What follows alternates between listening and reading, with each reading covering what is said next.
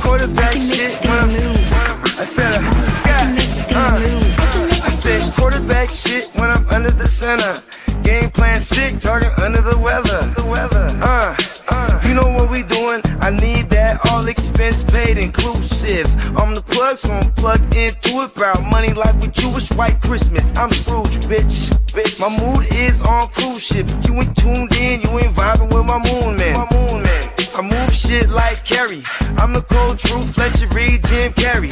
Everything mooey, that mean the price varies. Need that designer cream shit and all Ben and Jerry's. Cream get the money like 36 chambers. Baskin Robbins shit, 31 flavors. Keep it moving. Keep it moving. I can make things move. I can make things move. I can make things move.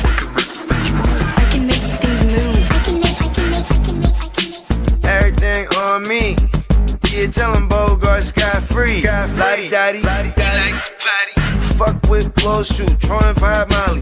Heard I carry weight, move packs like a dolly. And I stay fuming, clock me doing Godspeed. Business booming, back-to-back trips, moving multiple units. Got mules, got universal soldiers, getting money for sure. Yeah, we ain't shrugging shoulders. You think I'm lucky getting over, made it far, cause I'm sharp, fuck a 4-leaf clover. On my 89, minus the flat top. Getting packs off, smoking on the cash crop. Money talk, if you're broke, then you can't talk. Play a never-ending ball game, Sandlot. I can make things move. I can make things move. I can make things move. Getting money when I land there. Smoking all loud so I can't hear. And if your boys bring the noise, all y'all pussies getting scraped pap smear. Codeine got me leaning, trapeze. Put your boy on point, pyramid of Giza. I'ma rock like this till I'm an old geezer. No pizza parlor, but we deliver pizzas. Ask Uncle Sam, I'm taxing. Look, my no hands telepathic. I can make things move, I'm carefully calculated when I make these moves. I run shit, don't let me get loose. I'm all about my ducks, trying not to get goosed. Keep it moving.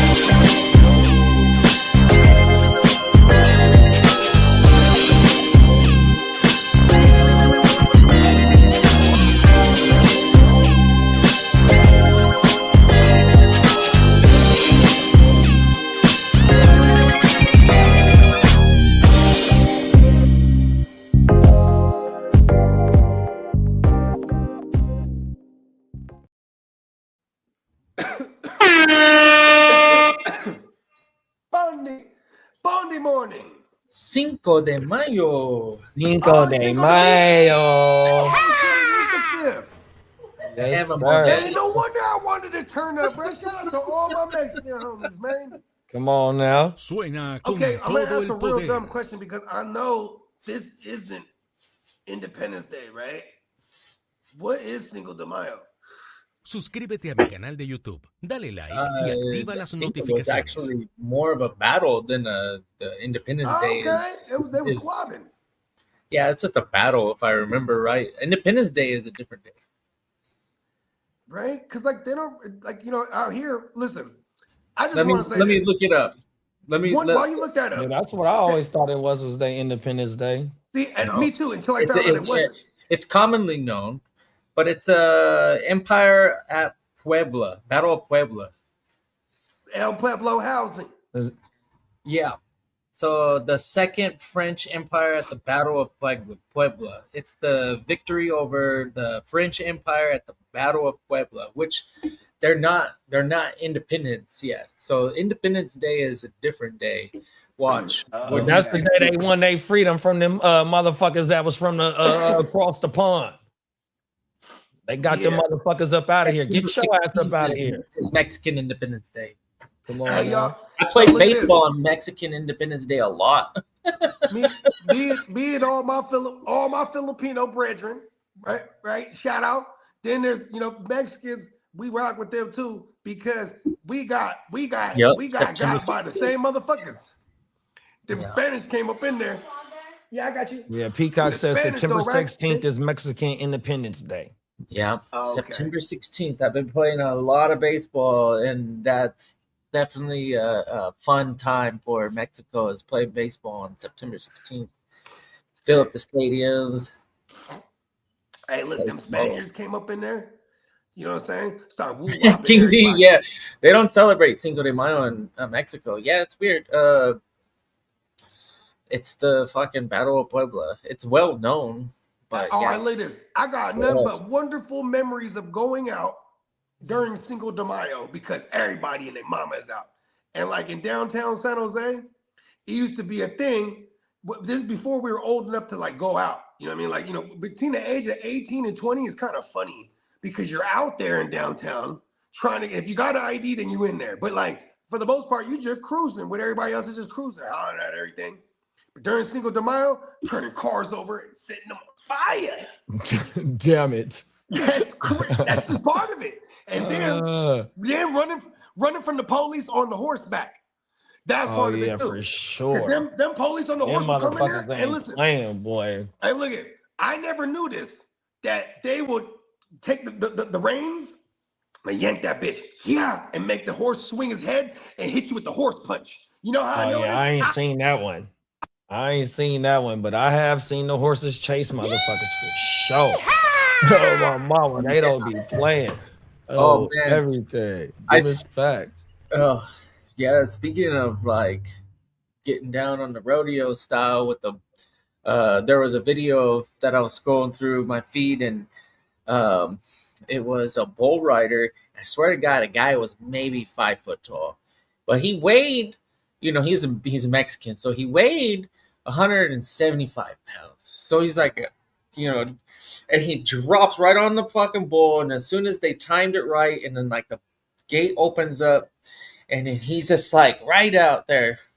And he's doing all sorts of crazy shit to stay on the bull. He tires the bull out. He never let go. It was the craziest fucking video I ever watched. Cold world. Dude just fucking, and because he was so small, maybe it made the bull look extra large, but it was definitely trying to get him out. I'll try and go back and find the video and share it with y'all so you guys can picture what I'm seeing right now. Peacock will probably respect the rodeo game. The bull riding is the only part of the rodeo I actually can sit back. Me and my cousin Tanika. Shout out to my cousin Tanika. Everything else is just like, when's the bull riding? Yeah, we used to watch that shit as kids. Oh, everything. We used to laugh like a motherfucker when they get flung off the bull. Oh, everything. It looked like a rag doll in the air, bro. 100%. You better get your motherfucking ass up. It's so scary when they quickly. Fall. My mama. Is he gonna get stepped on? Oh. Cold world. Oh shit. Or when they be racing with the bulls in Spain, them motherfuckers be getting flung up in the air like a motherfucker, bro. Oh, everything. Yeah. That's some hilarious ass shit. Yeah, you won't ever catch me in there. Or what about when them motherfuckers be diving down the hill for the motherfucking roll of cheese, the cheese roll, and they just be tumbling down this motherfucking steep I'm not very hill. familiar with this one. This one I might have to look into because I do like some cheese. I'm not down with. Hey, so look, it's a hella steep ass hill, and it's like 100 motherfuckers. They'll let the cheese go down first, and you got to go catch that shit. But they be rolling down the hill and all types of shit. Hey, this shit funnier than a motherfucker, bro. Hey, that cheese wheel shit is legit. I know you seen it before, bro? Yeah, you know that shit funnier than a motherfucker, huh? I can't remember where it is. There's another one. But it's during it's like a week after. It's like the week after Halloween, because now you got all these people that have pumpkins and shit, right? Some jack-o'-lanterns and shit like that. So they have this thing. It's like it's a hill. It's a road that's on a hill. Everybody goes smashing the pumpkins, bro. So now you got this whole thing is just smashed pumpkins, and they slide down these bitches with sleds and all kind of sliding apparatuses, right? And it's like it's fucking annual. And I was like, I always wanted to do this. You know what I mean? Because listen, if you ever smashed a pumpkin and then slipped on that bitch, that shit is dangerous. You know what I mean? So on purpose, these motherfuckers is racing down this pumpkin smash slope, and you sliding the motherfucker. I saw the most amazing shout out to screenshot.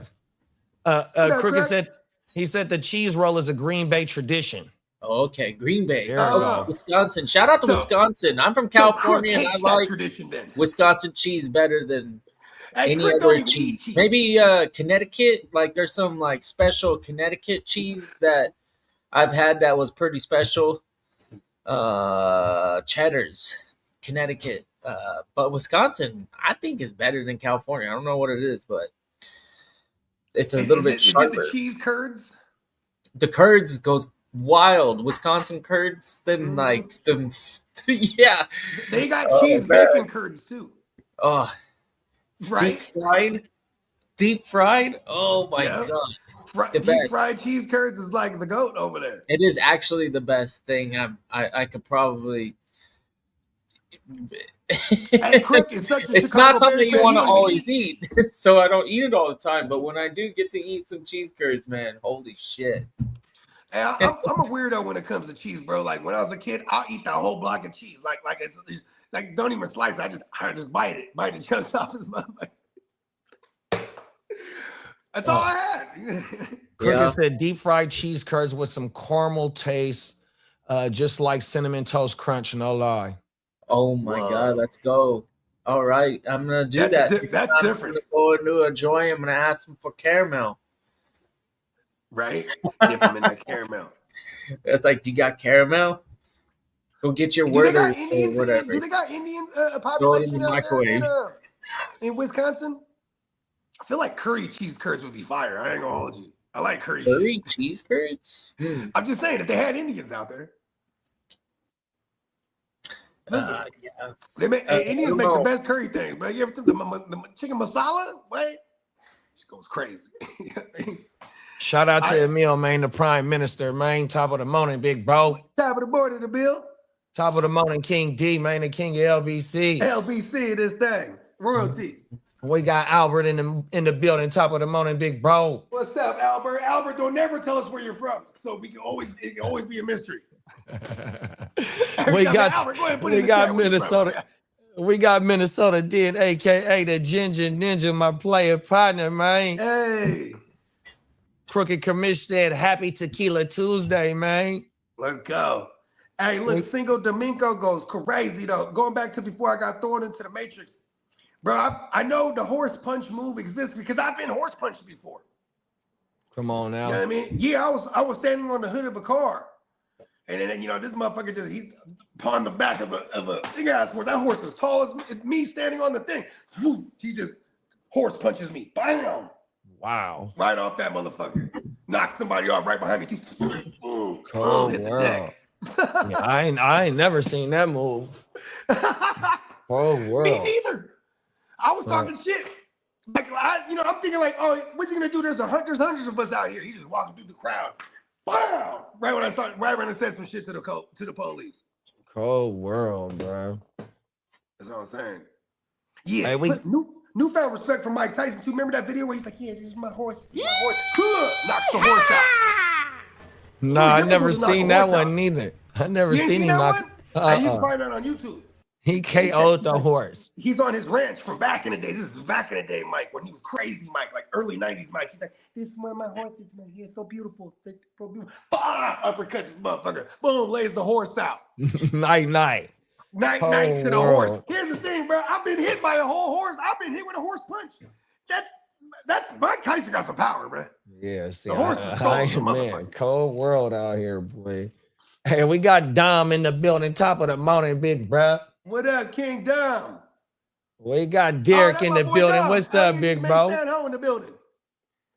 We in this thing. Yes, sir. We got Derek in the building. Top of the morning, man. Hey, Dom, put it in the chat. What up, Derek? Put it in the chat, Dom. He remembers some Cinco de Micos in San Ho. Cars are turned over on fire. Motherfuckers is getting horse punched. Hey, I'm celebrating today. Hey, that fool is, hey, Bogey is a fool, bro. Hey, listen to some of my greatest memories, bro. That shit was lit back in the days. Once we got old enough to go out, like for real, like once we were 21, they put hella parameters on. They completely removed us being able to do Mardi Gras. They completely stopped they completely stopped people from shutting down the streets during Cinco de Mayo. It became no fun no more. Yeah, they started to slow that shit down. Like out here, fucking St. Patrick's Day. That motherfucker used to be lit, bro. They used to have a parade down in Old Sac. Oh, everybody and their mama would be out in that motherfucking, you got all them bars out there and shit. It would go down because I used to have to work that shit depending on what day of the week it fell on.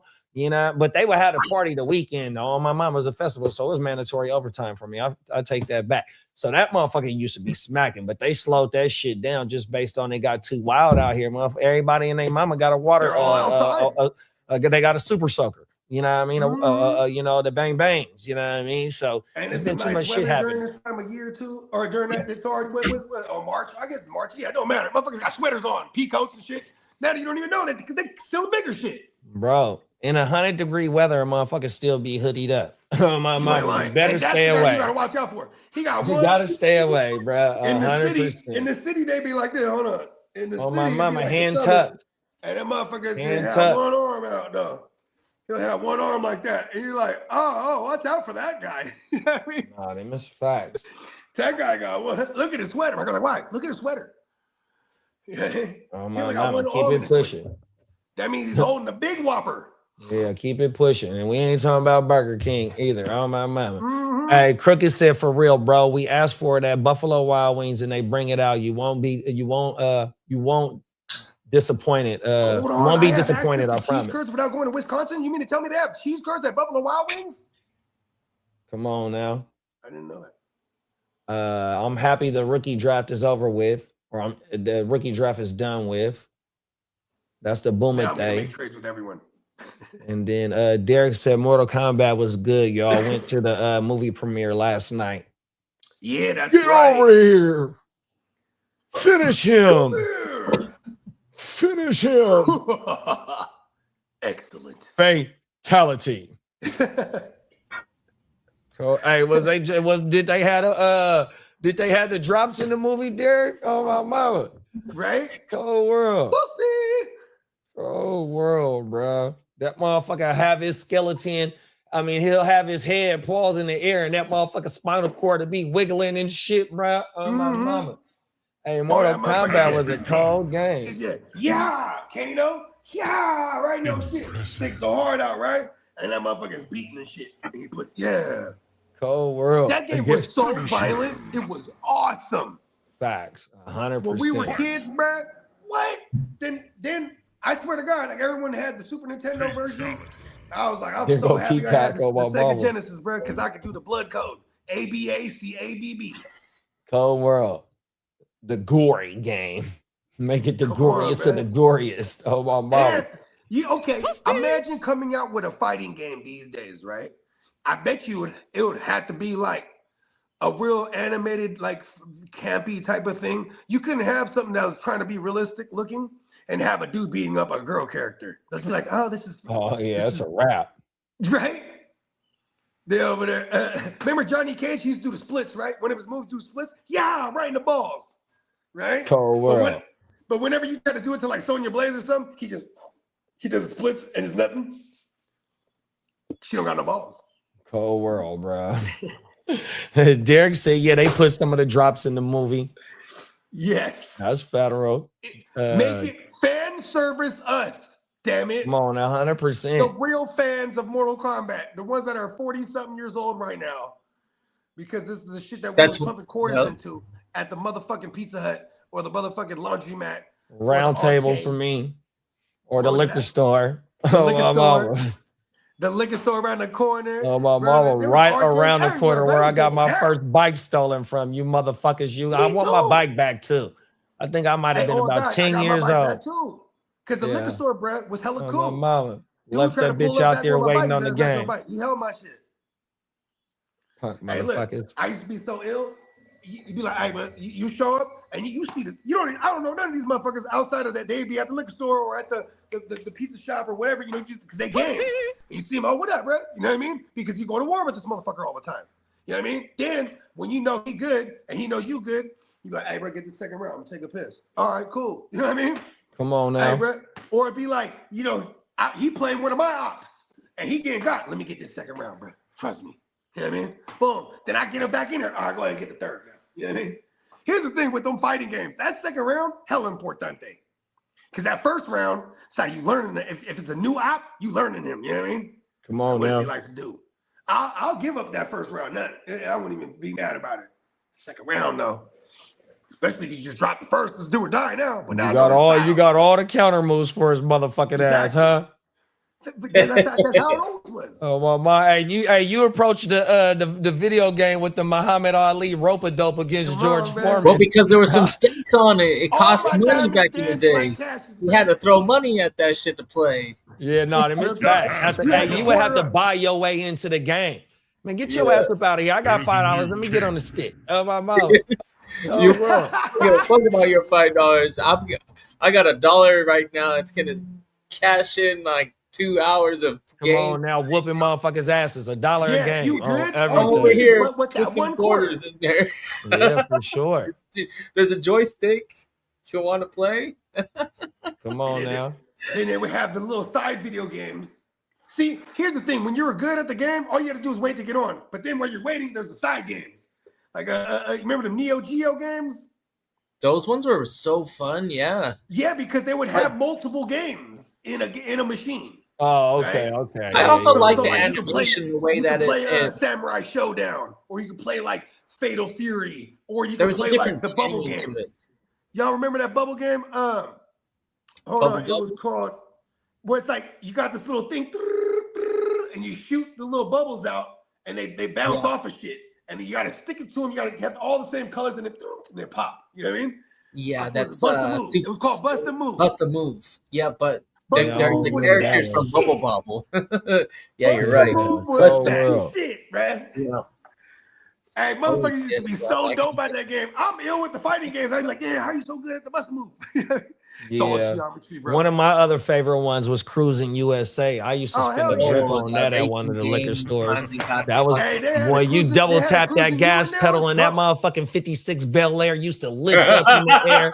Hey, that was my shit. I loved it. That was my shit. Hey, remember when they had the San Francisco joint? The second one was the San Francisco one. Come on now. Hey, you'll take flight in that level. It was Cruising USA. Hey. I used to love that shit, dog. Remember Daytona too? Daytona was the whole experience because they had those at the arcade. Because they had like 5 or 6 4 or 5 of them motherfuckers. You and all the homies. then you make fun of the one homie who drives manual. You're like, why you driving manual, bro? Come on, manual, automatic.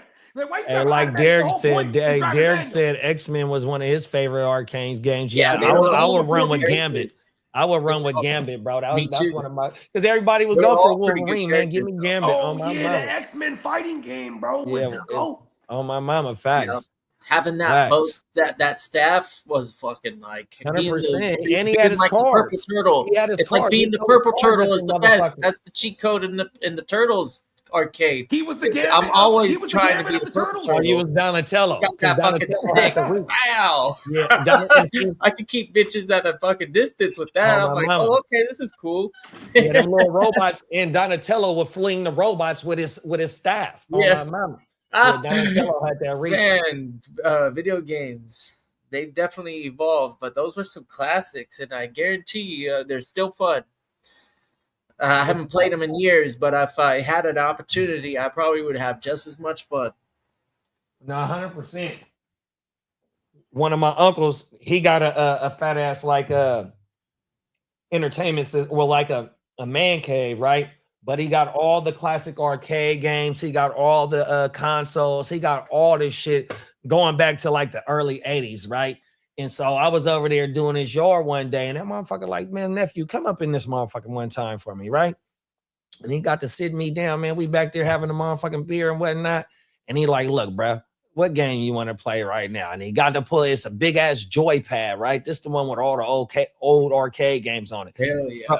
And that motherfucker just got to running through shit. And it goes through by like errors and shit like that. I forget exactly how it breaks it down, but it got damn near every old school game on that bitch, bro. 100%. I like the Simpsons one, keeping on like that same genre. Shit. That Simpsons game was also fire. The Simpsons, the Ninja Turtles, and like how Derek said, the X-Men, all that shit is like the same style. It's the same style of game. Yeah. I call those games beat 'em ups because you walk around and beat shit up. Yeah, and you got to do it with the three other of the homies. It was a 4-player game. Exactly. Yep. If we all, and have you know what, kid? Hey, so when me and my daughter went to Universal Studios, our favorite ride was the Simpsons ride. So I bought us the tickets to where you don't gotta wait in line. That motherfucker, I did not. I'm glad I had the money at that time because that shit was a grip. I'd never do that shit again in life, boy. Because that shit slapped. It's hella worth it. We rode the motherfucking Simpsons ride for about we did it at least 2 to 3 times, bro. That was our shit. Yeah, they put a max on it. But still, though, imagine people only ride it once, if that. They gotta wait 5 hours. It's like we had the motherfucking. We had the passes. The pass sends you straight to the line, bro, and we get to ride that as many times as we want to. I paid maybe about $1,600, $1,700 for them motherfuckers. I remember this. Oh my mama. Oh, that was when she graduated, huh? Nah, she was still in high school. Yeah, she was only like 14, 15 years old. I didn't know you didn't. Yeah. Yeah. Oh my mama. Who's your favorite Simpsons character? Fucking Bart. Yeah, I'm Bart. And then I like Nelson and I like Barney and Homer. So cheat code is Bart and Homer and then Lisa. Oh, you talking about on the game? Oh, you're talking about in the game. You talking about the game? Because I was also gonna say the old man. So you got to make sure that Lisa and Marge and then Bart and Homer are always. If you stand by each other for 2 seconds, they join up. And that's how you fucking just. That's like one hit kills I'm talking like Trump right now. Noises. It's the best. It's the best game. Hey, that's what really taking motherfucker back to when he was about 10 years old. It's the game. It's the best. Oh my mouth. He's been in the Simpsons a gang of times too. Yeah, he has. Hey, look, Simpsons is a trip. That motherfucker. Who has Simpsons it? is proof that the Jews have time travel. Peacock said Turtles in Time, Alien versus Predator, House of the Dead, Time Crisis, and Marvel versus Capcom was his shit. House of the Dead and Time Crisis, bro. Hey, those shoot 'em up games. You had the fucking. You know what's crazy?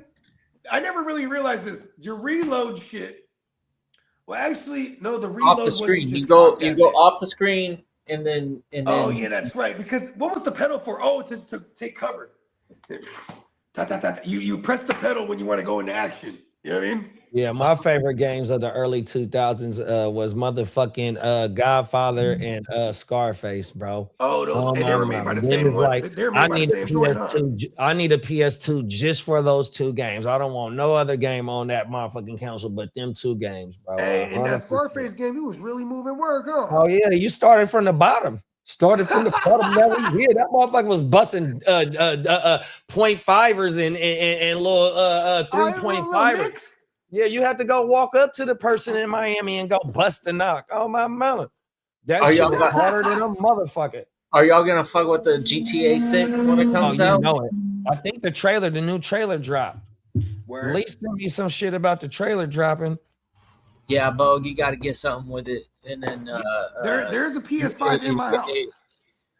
You know what? Oh, look at this!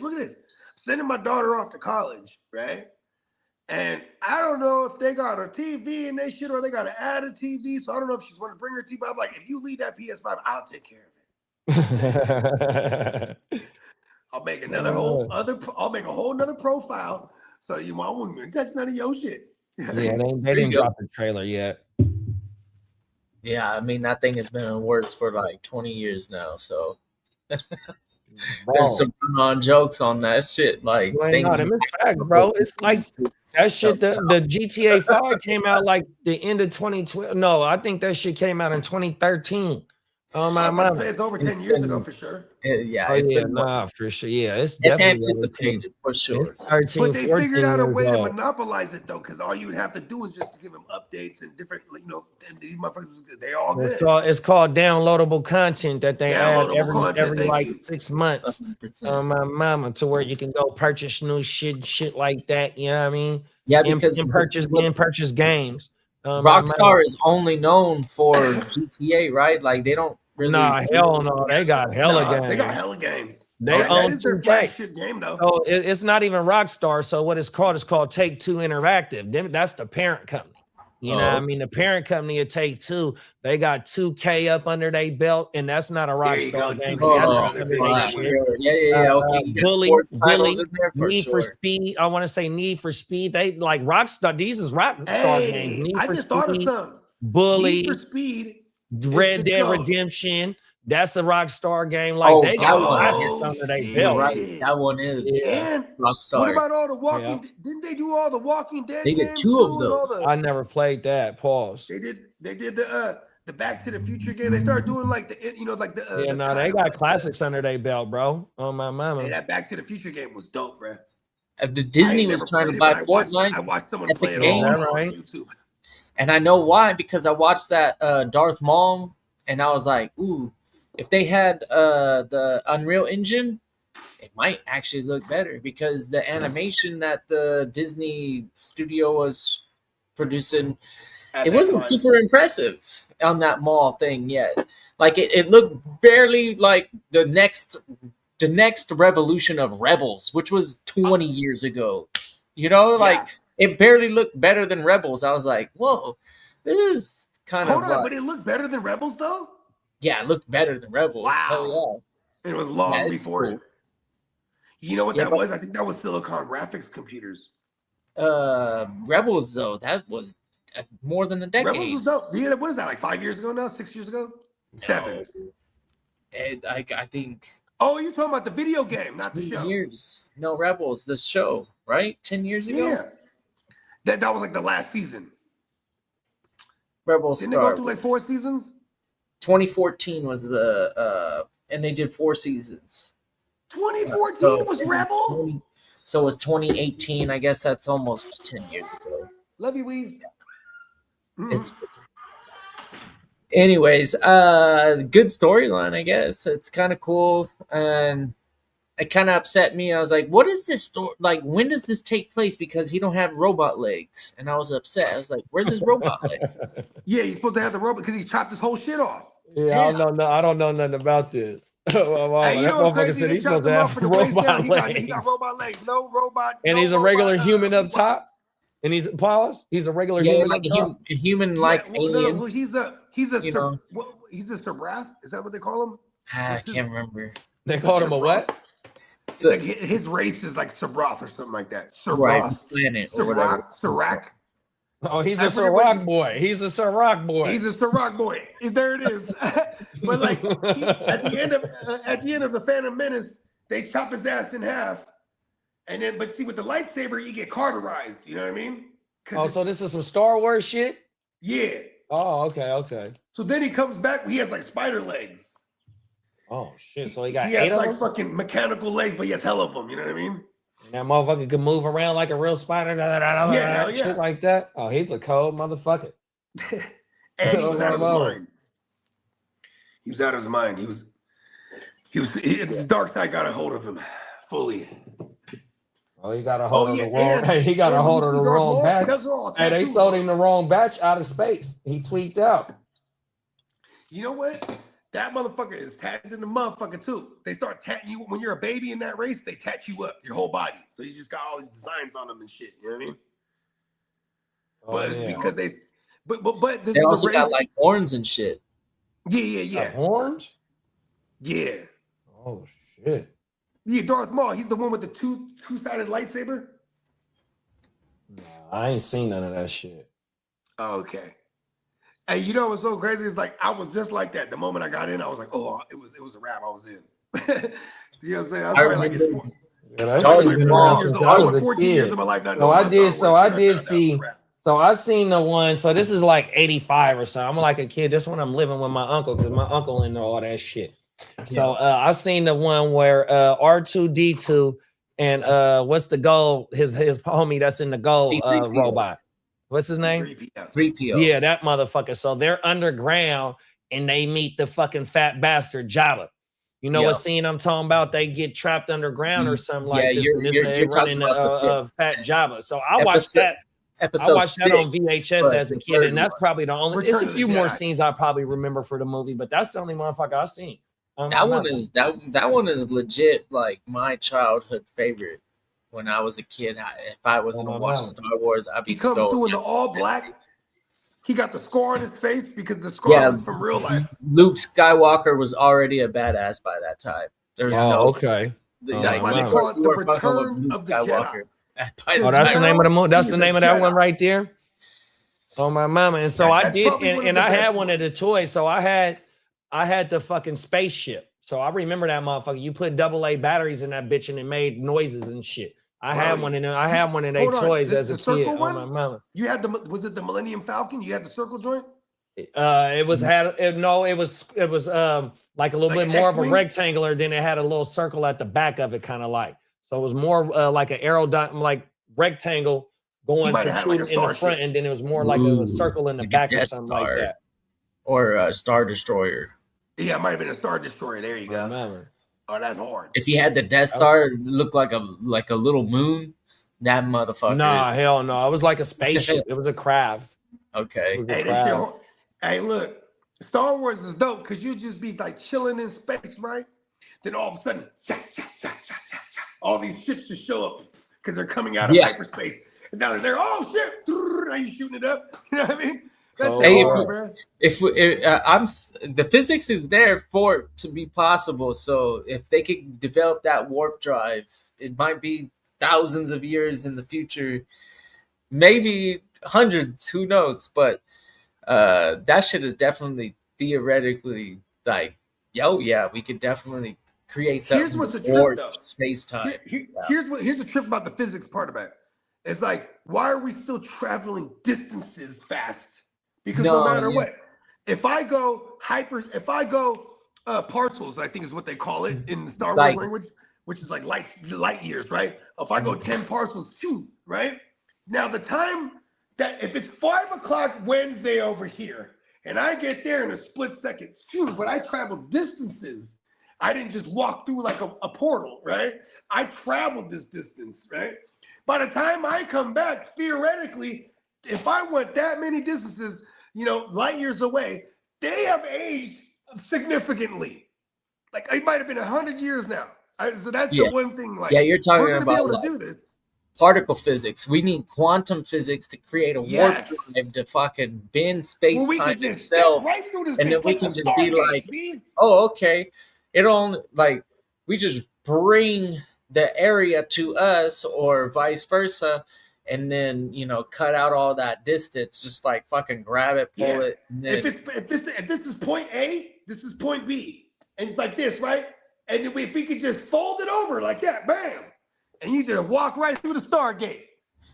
They say that there's actually 10 dimensions, right? We only live in like 4. Hey, that means there's 10 bogeys out there going. But they're so small that when you collapse a dimension, right? Like, how do you collapse it, right? Through getting smaller. So eventually when you get small enough, it becomes a line. So what happens when you look at a line at a certain point? It disappears, right? Because it's flat and it's nothing. So there's almost like there's 7 hidden or 6 hidden dimensions that could basically, based on your theory, that means there's what we need to understand in order to do these like warp drive types of technologies is what it all means. Is that since we only understand 4 dimensions and that's what we can actually physically see and interact with, that doesn't mean that's all there is out there. So that the new technologies of fucking crazy galactic travels, they're going to require some sort of bending of space-time, and that shit is definitely would be multi-dimensional type of things.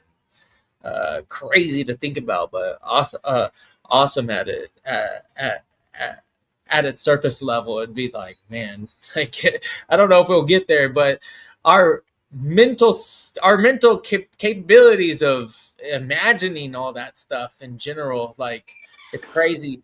Look at Star Trek. A lot of the stuff that Star Trek was predicting has happened. So they also predicted that warp drive thing. And man, it'd be neat to see Warp it actually speed. come into fucking fruition. We could be mean, like, that's hey, just like that. it's a fucking prophecy. One of the main things last year, was the motherfucking 3-eye atlas. That's over multiple years, multiple centuries of shit building up. You feel me? That just wasn't no overnight shit. You know what I mean? That motherfucker been in travel and it gained mass by how many, by all the shit it traveled. It added shit to it. You feel me? And that motherfucker coming from a million years away. 100%. And you know what's so crazy about that thing too?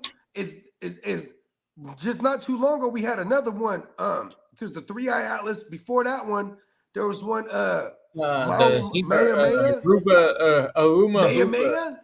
Nabuba. Yeah, it's like remember it was the one that looked like a sausage and it was rotating. Yeah, and it was changing trajectory. Yeah. It was like Aruma. Yeah, there you go. Okay, yeah, I'm trying to like Amu. Yeah, there something like that, right? And yeah, because somebody in Hawaii didn't figure that out. knows the like actual observatory. They were like, whoop, yeah, there it is. So and this shit just flew right through too. Where did it come from? Well, because they could calculate the angle and the velocity and all that stuff and determine that the sun has no effect on this bitch. This is not from our source. It's not. That thing was defying physics, just like the 3-eye atlas, though. Because they were defying physics. Like the 3-eye atlas was slowing down and speeding up. Well, it was interesting to watch because our technology was able to observe it very well for the first times, And like, you know what's funny too? They ain't showing none of this interstellar fucking objects that are going so fast that we can't. Our capabilities aren't there yet to fucking launch a spaceship at that speed. So when we get to see something moving at that speed for the first time, with technology being advanced and it's first time seeing it through that lens, we're able to progress, and that's the cool thing about that scientific study. They get to fucking throw a bunch of money at it and get that technology better and wait for events like this and fucking. But see that. Hey, that's the thing, though, Gay Green. It's the fucking technology getting better because they ain't got enough motherfucking fuel to get to that motherfucking moon right now. That's like I said, Elon we don't even know how to get that fast. We can do slingshots from Jupiter, but our Voyager 1 is 49 years old, and we're still in communication with it. That's crazy. But isn't that a satellite, though? Is that a satellite? It's the very it's the first thing that left our solar system. Yeah, I'm talking about human travel. So what Elon said in human travel is that we don't have enough fuel on one rocket to get to that bitch. He said that he has to go around the whole motherfucking Earth, and then he has to get a refuel in order to get back into the motherfucking shit to get to the moon. Yeah, we need 100%. Here's what's tricky is like need a moon base. Usually we would do the slingshot method to save on fuel and then you have to carefully calculate where everything is going to be orbiting because we're going to shoot it into the direction of the first piece of the puzzle because when it gets there, the gravitational pull will start pulling it towards it. Then at that point, when we pass that, whatever next big fucking big old mass that it needs to go towards is gonna pull it towards there, right? And then so forth. And you only have to use little minimal things to just send you in a little right direction here and there. You know what I mean? But imagine how long that fucker takes. Yeah, it's crazy. I only say we need it because that's what the objective is. If we were going to do anything with Mars, we have to have a moon base. So objectively, to do anything, like accomplish something Like, how come they ain't trying to do that we on would the just moon? need to mine the moon, use its fucking The crazy reptilians amount won't of allow it. resources that it has to Man, provide. I'm gonna There's tell so you much where The we need to reptilians go. own That's the all we moon. need to fucking have rocket fuel. So if we're gonna start moving product to Mars, the moon is a nice place. Man, I'm gonna tell you, man, fuck that. We need to go where the aliens is going, and that's where all the other the high power minerals is at the bottom of the motherfucking ocean. 100%. We got so many natural resources that down there that has been so But we untouched just in physically can't get down there because millions we of haven't figured years. out the And they anti-gravity. always say that seen they that be seeing them 2021? aliens go straight into the motherfucking water. That's We'll where they be going to go making- get that yeah, I high agree. powered That's a ass nice place to minerals fucking and place. fucking elements. Listen, man has been on the moon allegedly. Man one day will step foot onto I'll show Mars. you. But man cannot get to the bottom of that ocean floor because of the pressure. We ain't been able to build anything that can withstand that type of pressure going deep. So it's the perfect place for them to be hiding right under our nose because they'll put a little imagine what's down there. Electromagnetic Look, bubble bro. around that ass. Look, bro. So like just like the motherfuckers. That's because I watch fucking clips of Rogan, right? And this motherfucker be having motherfuckers that's doing work in the rainforest, right? The motherfuckers that's in the rainforest, they got cartels out there, right? They be beefing with the indigenous people, right? And so when you talk about the rainforest, right, you talk about some shit that's hardly ever been touched, 100%. Almost untapped. You feel me? So like, look, bro, we want to go get some shit that's right here that we can get to 100%. You know what I mean? Them motherfuckers that's been to the motherfucking Titanic, if they would have had a little bit more better technology, they probably would have got they dumb. Oh no, stop it. Let me stop. Hey, look, hold on. But look, bro, there's been plenty of that vessel had already gone. The way that it was built, it wasn't supposed to experience so many dives. Basically had a lifespan. And at that point, the team had already known that this craft had already gone down there so many times that it was dangerous for it to continue. Also, though, he thinks that it also had a design flaw. First of all, so the engineer worked with the captain. It had a lifespan, and he wasn't afraid of no motherfucking glaciers because he thinks something big enough to take down the Titanic, he would be able to see this thing visibly. And what's funny is like when you see a glacier in the water, you might only be seeing like the glacier tip. You know what I'm saying? And that's exactly what happened to their ass. Yeah, but the natural resources, you know what I mean? That's one thing that these motherfucking countries is beefing over. And one of the most natural resources is this fucking oil, 100%. You know what I mean? So just imagine, you know what I mean? Because and it's because we live in a society that's powered by things what push shit up. You know what I mean? There's motherfucking gold. There's all types of shit coming out the motherfucking water, bro. And we just don't know about it, dog. 100%. And you know what's crazy? Then there's even the water, bro. That's when we motherfuckers start beefing over water. There you go. Point, dog. Them is facts, bro. 100%. Like this and here in the state of California, that's one thing that we be crying over is fucking water. There's all water. It's crazy to think that 97% of the water will actually kill us on this planet. That's what I'm saying. Whole world, bro. So think about it. We gonna beef over this 3%, bro. On God. Whole world. Give me that cloud, bitch. I just realized. No wonder we're trying to do artificial. Shout out to the ears, man. And you already know because you have definitely tuned in to a very special, very Cinco de Mayo edition of Wake Your Game Up. Yeah. Happy Cinco de Mayo, man. I knew I wanted to turn up for no reason today. I was like, bro, I'm turning up on the show. Yeah, so not only is it Cinco de Mayo, but it's my baby girl's 20. Hey, happy birthday to the baby girl. Yeah. Hey. Cinco de Mayo so important to me, man. My daughter was born on May 5th. 100%. That's dope. Come on. How old is she now? You said she's 23? 25. 25. Damn, we old, B. Come on now. You ain't never lied. Beautiful? I love getting old. I ain't gonna hold you. Come on now. Why you think I ain't never dye my graves? Mama, I ain't gonna never dye my graves. Hey man, we proud of him. Come on now. Salt and pepper. I've definitely entered my George Clooney phase. Now, come on now. Like it. She don't like it. Oh my mama. That's salt and pepper. Listen. No, she likes it, but she don't like it. That everyone likes it. See? Come on now. Because listen, I'm gonna look better as I get older. It's The just salt and is what pepper it is. bandit, boy. Oh my mouth. I get older and distinguished. Good That's so looking, Derek. stupid. I'm Derek not said, "Happy birthday to JD daughter. Just turned Yeah, man. 25. His just turned 25 too on April 22nd. That's that 2001 joint. Oh my mama. Hey Derek, we was running around this motherfucker. Cold world. Hey, that was our young bull status, bro. Oh my mama, bro. I was 20 when mine was born. Oh, everything, bro. I know. I Still was just a 22, whippersnapper. Oh my mama. a young Oh, whippersnapper. Right. Hey, having the children young though. All right, how about this? When I got a 7-year-old and a 4-year-old, so like I still be all in the mix at the schools and shit.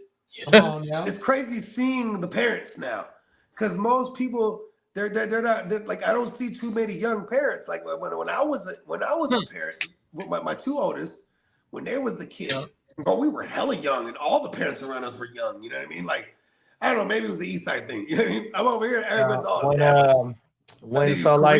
And over here they do career and then have in marriage and then kids. You know what I mean? Oh, everything. No, them is facts. Cause like when my daughter was in elementary and shit like that, and she would go to sleepovers or she'll have her friends sleep over and shit. A lot of the parents was just they wasn't as old or as young as me, but they wasn't too much older than me. You know what I mean? She really had like parent friends that were like 50, 60, you know what I mean? Shit, like not 50, 60, but like 40s and 50s.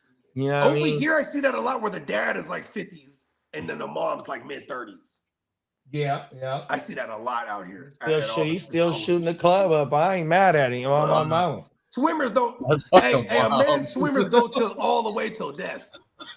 Come on now. Derek said he was still in high school when his baby was born. Bill Belichick knocking kids out right now. Hey, Big Bro said he was still in high school when his baby was born. Oh my mama, you was a real young bull, bro. That's hella different, man. That motherfucker was like, he was talking about, oh man, I gotta change the baby diaper, then I gotta go to school before I'm late. And gotta go to practice. You know what I'm saying? Like, yo, that shit is crazy. I had hella homegirls that had babies when they was kids, when we were kids, like the teen moms. But then most of them too, the parents took care of the kid. Oh no, them facts. So they became like grandparent raised kids. Yeah, that's how my whole household is right here where I grew up at. My grandma. Yeah, I mean, because you got my grandma raised her kids and her grandkids. So I'm the grandkid. I'm one of the youngest grandkids. But then I got cousins that's my age, that's great grandkids or great grandkids that she's also raised since they was babies. Oh, you wow, feel me? Because their parents was having babies. Oh yeah, 100%. They was doing whatever the fuck they was doing. 100%. Let's go. That's how my family is. My mom's side, 7 brothers, 7 sisters. I love you, Mama Lou. Rest in peace. You know what I mean? She is the matriarch. I was there at one of the balloon releases. Oh my mama, facts. That was one of the joints in April. Oh my mama, I remember that. Y'all can go watch that. The first time that buggy pulled up to Studio 33, this is like 22, maybe 2001. Or what is it? It was 2021 or 2022. One of them. It was 21. Oh my mama. Because I had known y'all for like a year plus already at that point. So it was fine. So you wasn't living out here then. You wasn't living out here then when you pulled that. My sister had been out here. Yeah. So I was like, oh, I'm doing Easter out there. I'm about to pull up. You're like, perfect. You're like, come through the Saturday. I was like, word. And then, because Easter was a Sunday. And I didn't know. You never even gave me a heads up. It was the whole party. Oh, my mama. Yeah, I was like, oh, word. Listen, Marlo, I'm streaming as a motherfucker. And Marlo, he's driving and shit, right? And we pull up, and everybody's in the street. And the balloons is going. And then Marlo goes, damn, you got it like that? I'm like, nah. I didn't know what's going on. But then I seen you, because you hella taller than everybody. I see that, and then you see us. Oh, come over here. Oh, you just split the sea of people, too. Come on now. Through, bro. Park right there. Oh, my mama. Like, cool. I was like, there, JD run the whole thing. He split the whole Red Sea for us. So back in the day when we used to do the Mama Lou parties, like it'd be no lie about 150 people over here. There was like 150 people in the street that day. And your grandma had that effect too, because everybody and their mama was outside. Like everybody that lived there was outside. On everything. That shit was dope. I was like, oh shit. That's community for real. Yeah, now you know, because you know, she not only did she have her kids and her grandkids and great grandkids, but you know, it's they friends, and you know what I mean, and a lot of us, you know, have friends, kids and kids. A lot of us have siblings or cousins that also want to come, you know what I mean, because they want to come hang out with us. You know what I mean? So she, you know, that's her, you know what I mean? So we got a lot of motherfuckers that's not blood, that's our family. Or, you know, motherfuckers that's on the other side of the family that's still considered, you know what I mean? That's just how we was all raised, 100%. You know, and I go back, so like I said, I'm born in the 80s. So I got older homies and like people that's still my dad's age that's still around, or motherfuckers that's still kids' age that's still around, you know what I mean, that know all the history and shit like that, or just even motherfuckers my age, you know what I mean? That was a whippersnapper seeing this shit as we grow older, 100%. And it's all community. From if you from this side or the other side. Oh my mama. When I came through and rock with y'all, I can't remember if it was before I came through and finally rock with y'all in person. Because I was already, when I came through to rock with y'all, I was already tight with y'all. But like there was a man, I can't remember if it was before that. It might have been before that. Because you had mentioned one time on what we were just, you know, we would always go live and shit. And then one time you was like, you had mentioned, hey, go check out my dad's documentary. I shot that shit. I said, word? No, I didn't shoot it. No, I didn't shoot the documentary. That was at a motherfucking library. Oh, word. Yeah, that was at a library. Look, but that was really dope. There's like, if y'all want to know about some of the lineage, you know what I'm saying, and JD Rallies, there's actual content out there, and it's very insightful. And like, your dad's a gangster, man. Yeah, no, he first generation. Your dad is the OG. He first generation because he was born in 49. So he's a product of the 50s and the 60s. So he's still seeing the Black Panther movement. He's seeing my grandma come out of the motherfucking civil rights shit. Because my grandma's mom and them, and my dad's dad and mom and them, they come from deep south where it was still, you know, you know what I mean? It was bad, you know what I mean? So like my grandma's mom's side of the family, they got here in like 1890 something. They went to Woodland. See, Woodland ain't nothing but like it's on the other side of the airport, the big airport. And so that side of the family been here since the late 1800s. Oh my mama. And then there's some ancient sites in Sacramento, apparently. No, 100%. In fact. Yeah, and like I'm talking about like ancient. No, for sure. Well, I mean, you even got you still got Indian shit. You still got Indian shit that you can't touch and shit. Like I was just looking at I never knew about this. Maybe y'all heard about this shit, but Pyramid Lake outside of Nevada. Mm-hmm. The motherfucking the tribe is a part of the lake that you can't even. You have to be part of the tribe to even get to that side of the beach. Yeah, on my mama. I just started looking at that on YouTube. They're trying to hide pyramid shit from us, bro. Because pyramid shit like has like a different type of properties, bro. Like the shape of pyramids. You know what I'm saying? This is like a thing that in the ancients really emphasized. Like there's even in America, you go to Louisiana, there's a motherfucking I think it's called Poverty City. There's a pyramid down there, bro. Yeah. Let me just say one thing about pyramids. This is factual. A pyramid is the easiest structure to build. It is, huh? Build a pile, lean everything to the top. Its base is the largest part of the structure. But you know, one of my main things is, and then it just gets smaller all the way up to the top. Facts. But here's the thing, though. When you talk about pyramids and like where we have pyramids on the world, these motherfuckers are geographically precise to the equinox or the true north. And that's what I was gonna say, Bogey. The Orion's belt, like the base is like the exact measurements of the circumference of the world. Like they're like super specific. You know what I mean? And see, but I wasn't gonna go that far back with the stars, though. East and west by that point in time too, though. Like, but see, really and so that's where I was gonna go. And so for the humans to be, I mean, because we've been smart. For my thing, I wasn't gonna go back to the astronomical shit about how the pyramids and certain shit is aligned with the stars. Yeah. But just think about the motherfuckers that was traveling by boat, bro. They using the motherfucking stars, dog. 100%. We've been navigating these waters. iPhones and television or anything like that, the night sky was Bogey, remember how you sent me the video about the Mason that was did to sit down with my guy with the fish in the tank? So that motherfucker said that, look, this is one of the main things, because I sat and watched that whole thing, bro. One of the main things that motherfucker said is we had the entire Americas mapped out by the 1300s. 100%. They been coming over here, bro. 100%. They had it mapped out. You feel me? You're referring to is Timothy Hogan. He's a renowned Knights Templar, and he talks about the shit in America all day. We had pyramids out here. They had sent motherfuckers to start doing work out here. And because they had the whole Americas mapped out by the 1300s, bro. And we had stored away, like, the Solomon's riches. The Knights Templar fucking riches, if anyone's seen like National Treasure, and Nicolas Cage is awesome, by the way. Anyways, those movies, when he's talking about those treasures, this is what he's talking about. And even like the Oak Island, like, because they would go around stashing these treasures in places, you know what I mean?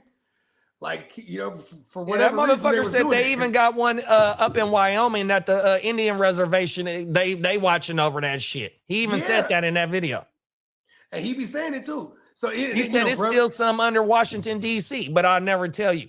Oh, my mama. He said it's a thing up under Washington. He said it in that video. Oh, and he be saying smooth shit like it's casual too. He'd be like, yeah, we got the Ark of the Covenant. We got a few of them.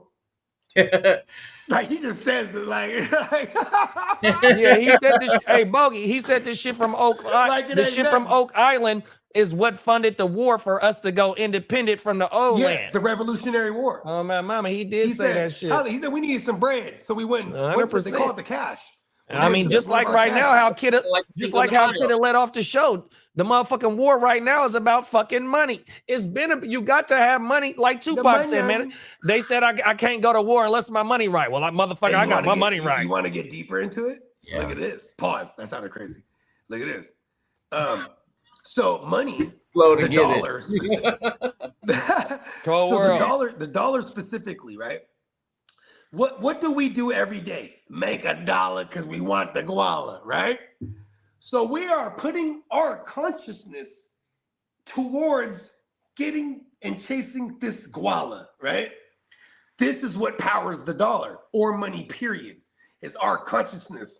These elites that are billionaires and trillionaires, they know the true currency is consciousness, bro. And they're monopolizing our consciousness. Yeah. The new war is going to be against AI. Yes. And the new war is going to be against AI. Because AI is literally us taking our consciousness away, even though it'll never be able to because it's synthetic. They'll never be able to have a soul of true conscience, or can it simulate one, right? And then have us, listen, my girl is a brilliant nurse. Even she told me, she's like, I write my nurse notes, then I run it through ChatGPT, make it sound more medical. You know what I mean? 100%. So she sounds like a genius. I'm like, wow. I'm like, why are you doing that? She's like, well, because it makes me look better and it makes the job easier. I'm like, I get that, but you don't want to lose your skill. Like, your knowledge of writing this shit, you don't want to lose that. Read what it rewrites for you, and then now rewrite it in these terms now. Like, use it to learn from, not to make it easier for you. Now it's thinking for you. Yeah, and what else I've seen is that you also want to continue to train the model specifically for what you're doing. So you got to stay playing with it, pause, in order to get it. You know what I mean? Because like when I be doing this shit for our descriptions and shit like that, that motherfucker be coming with slang. It be coming with all, because it's starting to learn who the fuck I am. 100%. Yeah. On my mama. It be saying on my mama. It be saying all types of shit, dog. Everything. AI is one of the, it's a blessing in the aspect of it's going to make things a whole lot easier for people. But I just want people to make sure that you don't lose yourself, because anything that is done repetitiously gets mistaken for second nature. So if you are gonna all of a sudden now your repetition is having this thing think for you, it's gonna become second nature by definition. Just saying, just throwing it out there. Yeah, you definitely use it as a tool, not as an everyday go-to. You know what I mean? 100%. Yeah, utilize it for sure. Tool is a nice tool. Help nice it make things easier. You know, 100%. Like how Kid is. Like how Kid is. He can't do his job if he don't got the right motherfucking tools. Nah, you tell me to fucking do everything I do with fucking just my hands. You kidding Come me? on now, cold world, bro. Oh my mama. Okay. That's like my that's like my motherfucking business. If like, bro, one of the main things I hate about my business, I can't run my shit if I don't got no motherfucking gas. And it's been times where I ran out of gas on my route. Everything for the equipment. Matter to them, I got to stop and go to AM PM or something real fast. You got to have the tools. Man, I need a lot of tools just to maintain my fucking mental state, you know? Man, I can't do it alone. Yeah, I need the aid of machines. I mean, that's just like the GWN. Each of us is a tool that helped this motherfucking machine move. 100%. Yeah. Them is facts. Yeah, all the inner pieces work. Gotta Shout make out the to shit Lee. move. What's up, man? What's up, ears? Hey, what's up? Hey, y'all. Hey, the Red Sox must be winning right now because you got your Red Sox shit on today. He's bloody. It's a daily outfit sometimes. Oh, it depends. Like, sometimes it can be red, sometimes it can be blue, or sometimes it can be green. It can be black and blue or green. What's the green? Chelsea is Chelsea green? No, Celtics are green. Hey, I had to put my lucky green away. I forgot about yourself. Oh, it ain't. Yeah, it definitely ain't lucky. That 4-leaf clover, whatever y'all got, that motherfucker did not work this year for sure. Hey, at least my 76ers didn't get spanked by 40 points like they did last night. The Knicks handed it to them last night. Yeah, they got their ass. Oh, now you're a Knicks fan. No, I am Knicks because they beat. Hey, you want Philadelphia to lose? Exactly. Boy. Boy, that is not a title that you hold up. You know what I mean? Hey, I can't root. But then again, I would say something to Dennis. How many championships you got? 3. How many? I got 18. I got a question for you. Do the math. I got a question for you. So if you played the Yankees in the playoffs and they beat you and they go on to play the Dodgers, are you going to be a Yankee fan so the Dodgers don't win? I root for neither one of them because they both suck. Don't Boston and New York don't fuck with each other though, right? So you we do. It's just, to me, when we play each other, that's a different story. But when it's the Dodgers, Kidder will tell you, you don't root for either one of them. They both suck. Fuck them. Fuck them. Yeah, it's kind of hard to root for your division rival or your rivals in baseball. We call that a fence hopper. Yeah. No. That means he's going to bang every set that he feels that helps him out. Hey, I will say one thing. I love baseball, but the man that died yesterday, he fucking had some of the best I'm going to the baseball Giants-Dodgers ever. game wearing Padres gear, bro. I just can't look at that color y'all have. The hey, I seen what you was talking about, Lee, this morning about the John Sterling. Yeah. Man, he has some of the best base. And I was telling my buddy Phil, I go, man, I hate the Yankees, but he has some of the best iconic baseball calls. Yeah, they had what's my boy name? Michael Wilbon on Get Up this morning, and Wilbon and Greeny was talking about Brad today. So rest in peace to Brad, 100%. Let's get caught up real fast in the comments. Derek said, I took care of my daughter. Actually, I dropped out of high school my senior year, got full-time job, went back to school the next year, graduated, and then went to the Air Force. Come on now. That's the real definition. That's the real definition of a pop right there, man. Real talk. Bro. And that's why I rock with Derek for real, bro. We're a reflection of who we surround ourselves with, man. The GWN's good peoples, man. That's real talk. That's real generational wealth right there at its finest, man. 100%. Excuse me. Hey, I can't wait to see you motherfuckers in Vegas, man. We getting down to this countdown, man. Oh, my mama. I'm excited for y'all to meet Prime, too, because he's going to be out there, too, baby. You know what I mean? Talk that shit. We got a lot of good people coming out, as usual. You know what I mean? Come on now. It's gonna be a lot. It's gonna be my first time meeting a lot of motherfuckers, man, and that's what you know. What I mean, is what making this weekend hella. It's already highly anticipated, just based on you know what I mean. But it's making it more anticipated. You know what I mean. So yeah, shit finna go crazy, y'all. 100%. We got Peacock said my daughter is 17 after the summer. I was 23 when she was born. On my mouth. Crazy how time flies. Come on now. You know, a lot of us grew up with our kids. 100%. Yeah, no, you know what I mean? I'm glad you said that, bro. Because I tell that to Deja all the time. I said, we were kids having kids. We grew up with you. Like, had to like figure it out. And be like, oh, I'm a dad now. Like, you know what I mean? I gotta do dad shit. Facts. You know what I mean? Like for example, when we, you know, and this definitely helped my relationship early on. I wasn't living with my lady. That definitely helps. You know what I mean? But it was like, all right, you're at my place or at your place. And then, you know what I mean? And or I got because I had my own place, you just stick the kid with me because you think like, all right, he has the kid, he's not going out. And she worked graveyard too. That's right. So it was a different dynamic. And she worked the 4 too. So that means it wasn't a set schedule. 4 days on, 2 days off, and so forth. So every other weekend that she knew she was working, she'd make sure I had the kid. I was like, oh yeah, that's cool though. Boom, moms, can you watch her? You know what I mean? Come on now. She's asleep, boom, and I'm out doing Bogart shit. You know what I mean? And it was a while, and it took a while. It was when we had our second one. Once we had our second one, I was like, okay, we're gonna live together. We're not gonna be doing this whole back and forth bullshit. You know what I mean? You're about to have my second one. Fuck that. But with that said, I remember just being in the studio doing regular Bogart shit. 4:30 in the morning. I went to the studio like at 1 in the morning. So my girl, she's waking up. She's calling me, hey, where the fuck are you? I'm at the studio. Fuck. I'm at the studio, right? And she's like, oh, well, you're supposed to be home right now. And it dawned on me, oh, I got to go home at night. You know what I mean? Come on now. Yeah, that was different. Like, oh, shit, that's right. We live together. I would be tripping if I woke up, you went to sleep, I was home. And then you wake up, I'm gone. Where you at? Studio's normal shit. Come on now, them is facts. But it's like, yeah, I would trip if the flip was script, right? Or the script was flipped. Wake up, she gone. Where are you at? Motherfucker, right? And I'm like, oh, shit, I got to be at home at night. Like, that was the first different thing. Like, all right, that's what her dad does. You can't just dip out. You know what I mean? I'm in the studio. What do you mean? Like it's normal. You know what I mean? Oh, that's right. Probably should have told you, if anything. He said, well, when are you going to come home? When I'm done? I said, well, okay. Well, you're there. Like, that was my whole logic. You're there. Like, oh, I'm the dad. I got to be there. Like, you know, just things where it's like, I am there, but I can just leave. You're there now. Boom, pew, tag you in. And it's like, oh, shit, okay. I get this now. You know what I mean? And I'm glad it happened to me young. Yeah, it took a while. I was like 30. Oh, yeah, I was like 28 when we had our second one. I was like, oh, shit, okay. Yeah, I'd be pissed too if I woke up and you was gone. Where the fuck are you at? Them is facts. Them is facts. Oh, my mama.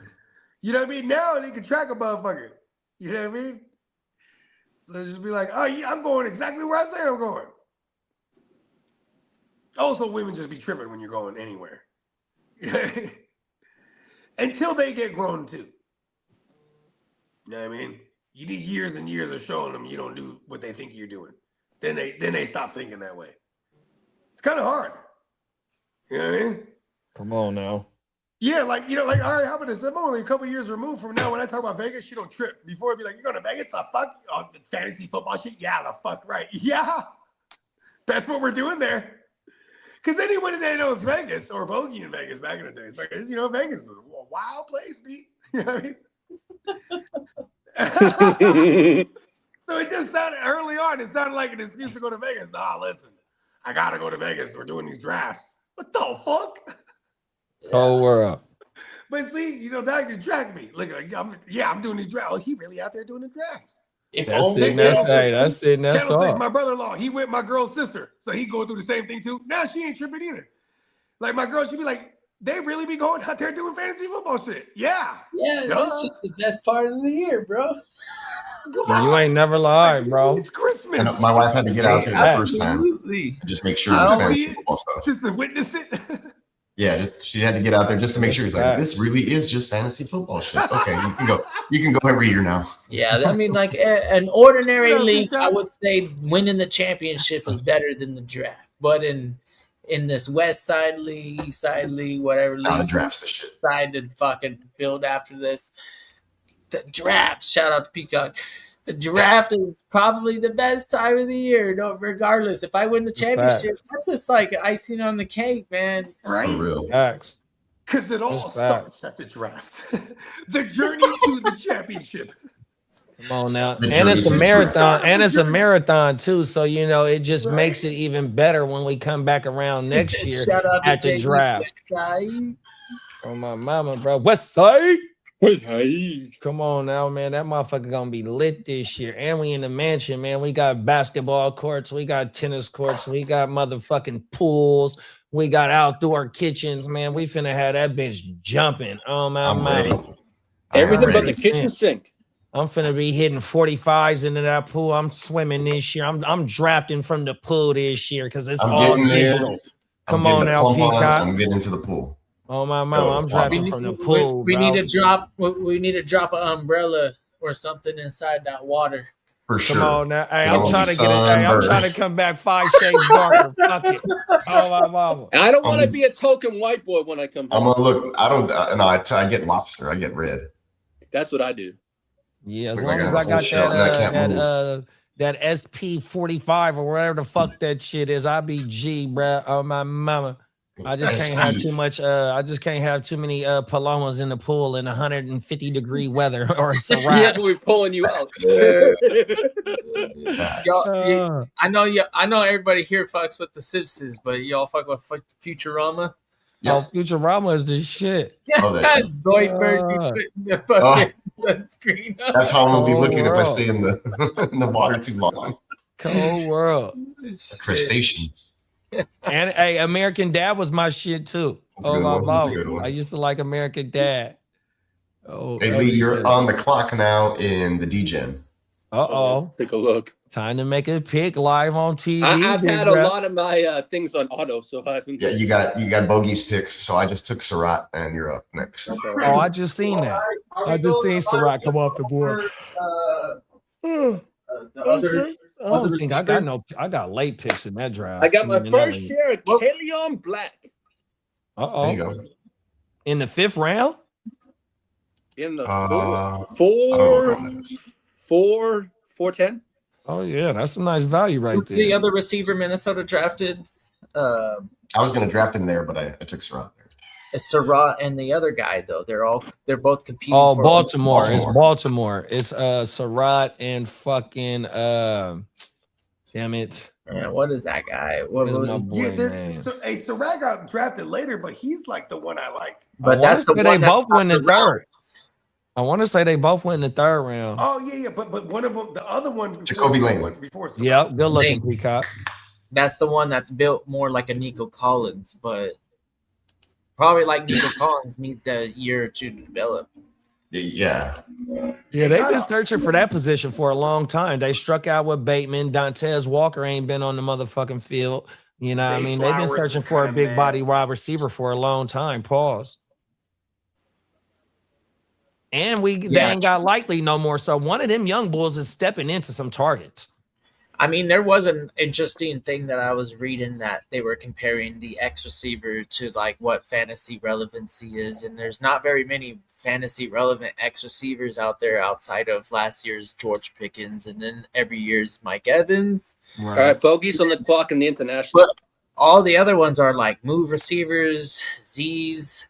I mean, you get the positional advantage by just not having them line up against the Darrelle Revis of their, quote unquote, the Revis of the team.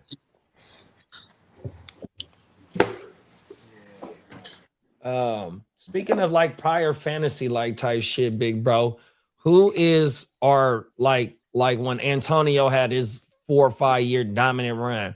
Or a AP who had his dominant run, you know what I mean? David Johnson had a 2-year run. Who is finna be someone that is just completely finna just be so fantasy relevant? He is. Who is it? Jamar Chase for me. Chase for you? Yeah. He's your one-on-one this year? A lot of it has to do with who he's connected to. You know what, too? And I'm putting more respect on Darnold's name than I ever done before. Jason. You know, Darnold did it 1 year with Jason, but the prior year he did it with Jefferson. So, like, here's what I'm saying is, like, and JSN did it the year prior without Darnold, with whoever the fuck was throwing the ball. I think JSN is up there, too. Yeah. Because Jefferson, he did have his dominant shit, but AB went, like, almost, 7-8 years. And that's what I was finna ask you, because AB, you taking AB at the 101, right? So them two wide receivers, you said you're comfortable with taking them at the 101 this year? Yeah, 100%. Talk that Salute, shit. Derek. Yeah, Jamar Chase is the 101. Yeah, I'd still take him over JSN because, listen, like part of fantasy is like people will take JSN over Jamar Chase just based on the fact that JSN finished. Then even more so, slam dunk that because they're scared of Burrow getting hurt. And I don't play scared. You know what I mean? So I'll be the one mad that I chose Chase if and when Joe Burrow goes down or something like that. But like even then, I want Jamar Chase just because he'll still produce. Yeah, I mean, just to double down on your playing scared point, bro. We can't predict injury, so why would you be scared to run away from somebody that has multiple years of being a high level producer? Matter of fact, that motherfucker got a triple crown, and by far he was killing. Like, look, bro, this motherfucker, and that motherfucker only 25. You know what I mean? It's like, look, he's only 25 right now. I honestly like Puka is the only person in the league that I think can actually have that type of ceiling that Jamar Chase provides. Talk that shit. No, for sure. That's another one. That's another one for sure. In the international thing, you're on the club. Jamar Chase was definitely the. Oh yeah, they tagging you in the league too, bro. Me? Yeah, they tagging you in the international league. You on the clock. I didn't know that. Okay, somebody just told me. I would have made. I did. It's not that funny. Candlestick, I think you're on the clock on a couple of leagues. If I'm trying to listening live. I know Candlestick, you doing the crazy work. Out on the grind. But facts are, I'm right after you. So as soon as I can make my picks too. Yeah, we just finished the. I'm looking at my auto picks and see what happened if I got the players I wanted. Yeah, we just finished Kumite. The first round of waivers went through last night or this morning. How the fuck is he still there? Yeah, I had to go clear some. I had to go clear some bench space to go put some waivers in. Yeah, we had a 7-round draft where Xavier Thomas didn't get drafted. I was like, oh, cool. I'm going to make my first waiver playing. And then my cheat code, I don't think it's a surprise because if you're in a league with me, you know I have Haynes King. Oh, God, I just got sniped. God damn it. Oh, when did Carolina sign him? Undrafted free agent. When did they sign him, though? Oh, the first day. Right away. Yeah, that was shout out to pick, Carolina. That's what I was gonna take. That's a nice little spot for Brad. 100%. Yeah, he tested out the best out of any quarterback ever in athleticism traits, Carson Beck? and fucking power. Haynes King. Haynes King landed with Carolina UFA. That's a good spot. That's a great spot because Bryce Young could get hurt. He's a little guy. He ain't lying. And Carolina, they can move off of that. You know, they can. If Hines King, they can say fuck it. You know, there's a quarterback. That's it. I'm drafting Hines King. Yeah, with him being a UDFA, if he makes a 53 man, that's saying something, dog. I don't think he goes straight to the 53 man and not the practice squad. That he makes the team. I mean, the guy. Hey, there's no more Andy Andy Dalton over there too. So that number 2 spot, he could literally jump to that number 2 spot. Yeah, Andy Dalton is in fucking Philly. Yep. Oh, that's true. Andy Dalton's in Philly. Yeah. And there's two polar opposites. Trying to get him one, Dalton and Haynes. He's trying to get him a ring. There ain't nothing similar. I mean, even Haynes, you're able to use Haynes King at short line and goal line situations right now. As of right now, he's gonna make the team, bro. That motherfucker, bro. He's a weapon. He's a weapon, dog.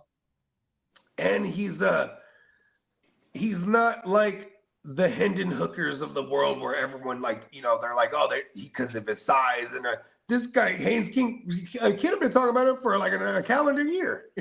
Probably 2-3 years. Dude, yeah, exactly. Yeah, about 2 years. He's been in the college system for a long time, so that's his knock, is that he didn't get into the NFL. He got a lot of mileage on him. Yeah. But here's the thing though, too, is like we're gonna get back to the young QBs now, because look at the 2024 guys. That was the last big class we got. Right? Oh, he could have easily drafted. He could have easily been drafted in that class for sure. Yeah, hey, but like we had Penix, Bo Nix, who else? Jackson Dart. But like then you had JJ McCarthy. McCarthy was the young buck. All those other motherfuckers, well, the other guy, Penix and Bo Nix, at least they were older. They were all statesmen. Yep. Yeah, they've been around. They played 5 years in college. Yep. They're smack dab in the middle of the trend of teams looking at the COVID year. But here's the thing, though, why? Because there was the COVID opt-out to start year one. There was the opt-out option in the COVID year. So that's why we saw in the past few years a lot of older players coming out of college, because a lot of them opted out when they had the option back in 2020. You know what I mean? And the 21 year, a lot of those fools that were playing, you know what I'm saying, they were like a year after the fact now. You know what I mean? So, yeah, that's a real thing.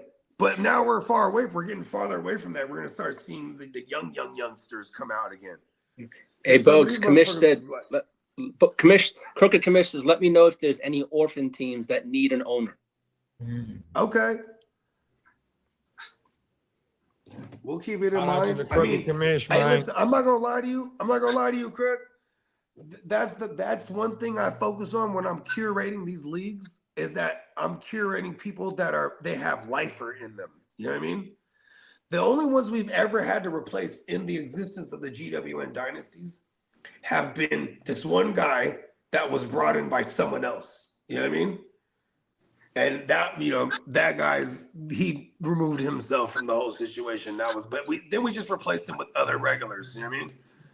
Because like that's the one thing too, is like, you know what I mean? That's the point of having a dynasty. Like Steamboats. Listen, look at how gung ho Diamond Joe is with his new league. Like, because this one is salary. These ones are contracts and salaries and shit. So he's like, I need 10 years out of everyone. And I'm like, oh, I'm there, B. He's like, I'm not talking to you, Bubby. Just for anyone that just joined this, like, oh, I've never done this before. Most of us haven't done this type of thing. But it's like he doesn't want anyone to test drive it. Like, you know what I mean? Which is it's kind of a big ask. Like, hey, you're joining. I just want to make sure you ain't going nowhere. There's the Guccinis of the world, the Bogarts. You don't need to ask us this. Shit, we're in here. So it's a 10-year plan. I'm in that bitch too, you in that thing, Kidder? I'm in it. You joined it, right? Yeah. See, Kid ain't going nowhere. Like, these conversations don't need to be had with and the majority of them. See, because now this is another level of curation, right? He's trying. I know how to spend it, right? Because baseball leagues, as Diamond Joe and Lee knows, a lot of the leagues are auction style. Yeah, well, most of them are now. Yeah. So, oh really? They're starting to. A lot of this football being able to manipulate cap and stuff like that. That's fun for the first time. Right? It's so nerdy. I fucking love it. I would do it, but I'm not good with numbers.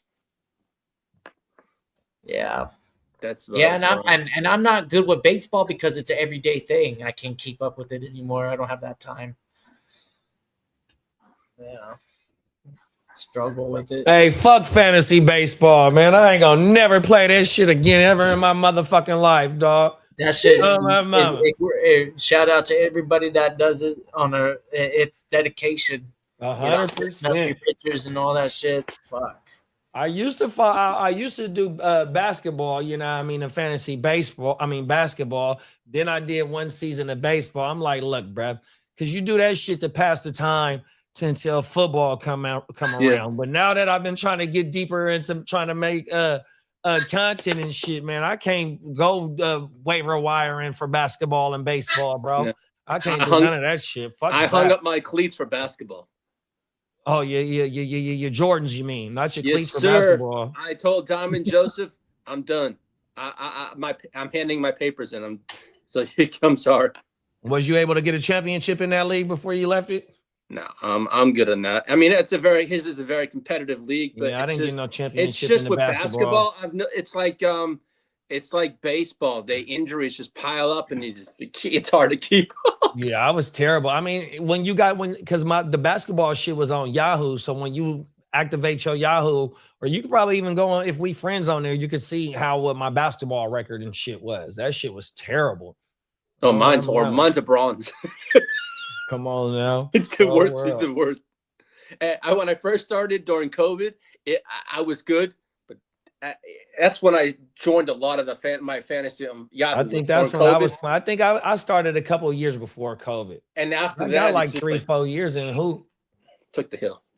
Yeah, fuck basketball. Oh my mama. Hey, you're. And I wasn't even watching that shit though.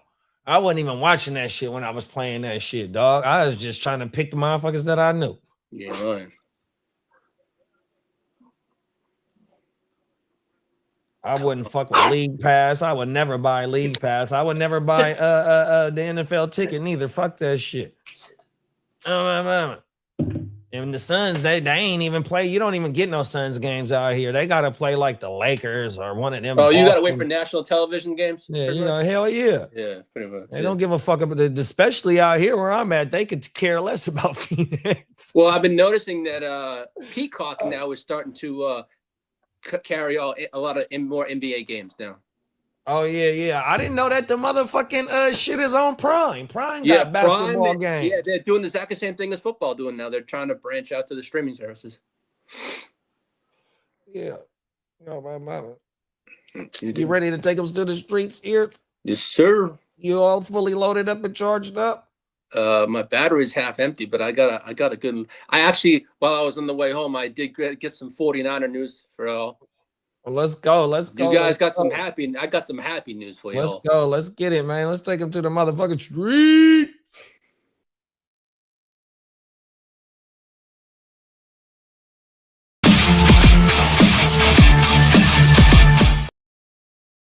Oh well, I know I usually give you a countdown on the schedule release, but the league now has postponed that schedule release a week out now, so it's going to be towards the 18th to the 23rd now. Oh, I don't know shit. Yeah, so who knows what's going on with that. You on mute, Bogey? Hold on, Bogey want to say something on that. Can't hear you, Bo. Yeah, I still can't hear him.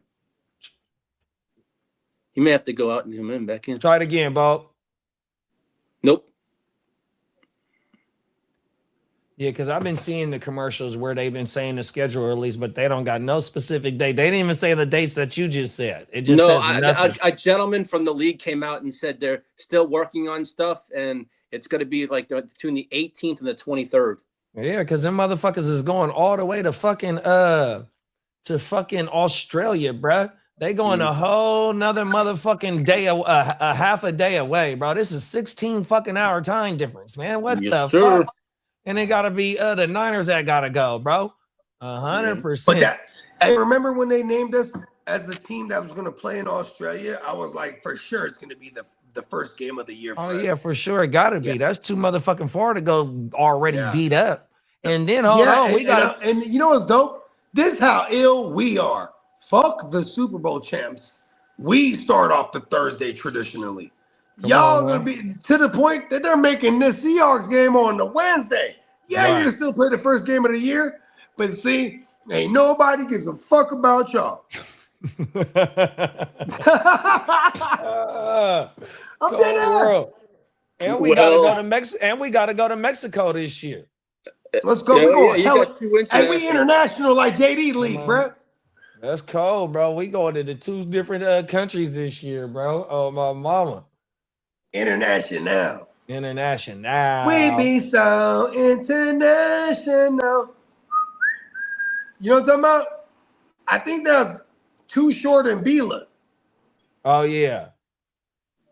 I be so international. We switched to Sleeper 4 years ago for fantasy football, and my bro-in-law says he was pissed because the Yahoo trophies. They don't. That's why they not switching the AOB because of the Yahoo shit. Yeah. They ain't gonna never go to y'all. I'm gonna let y'all know something. I'm gonna let y'all in on something. There's a guy right now. I'm not gonna say the name. I think I know who it is. And he is gonna fix that problem for all of us. It's gonna be a thing that takes all your shit from every league that you're in, and then it shows you your ranking overall as a fantasy savage. World. Yeah. Whole world. You guys know who I'm talking about. I think I do. And he actually, I'll just tell you this was when he started like testing the product and he started running all our data, he ran Kidda's data, and Kidda has a 64% win percentage. That's incredible because I think no one's like averaging 50. Come on like now. That. Shout out to whatever it was. It was incredible. He's like, respect on the Catman, man. Look at it. He's like, come on now. Granted, based on the leagues that he's in with him, because you know what I'm saying. But now the next level of this app that we're gonna have available soon, it'll pull all your shit from Yahoo, ESPN, everything. Like, here's your win-loss totals, bro. You know what I mean? Oh wow. Oh, now. And here's your ranking overall.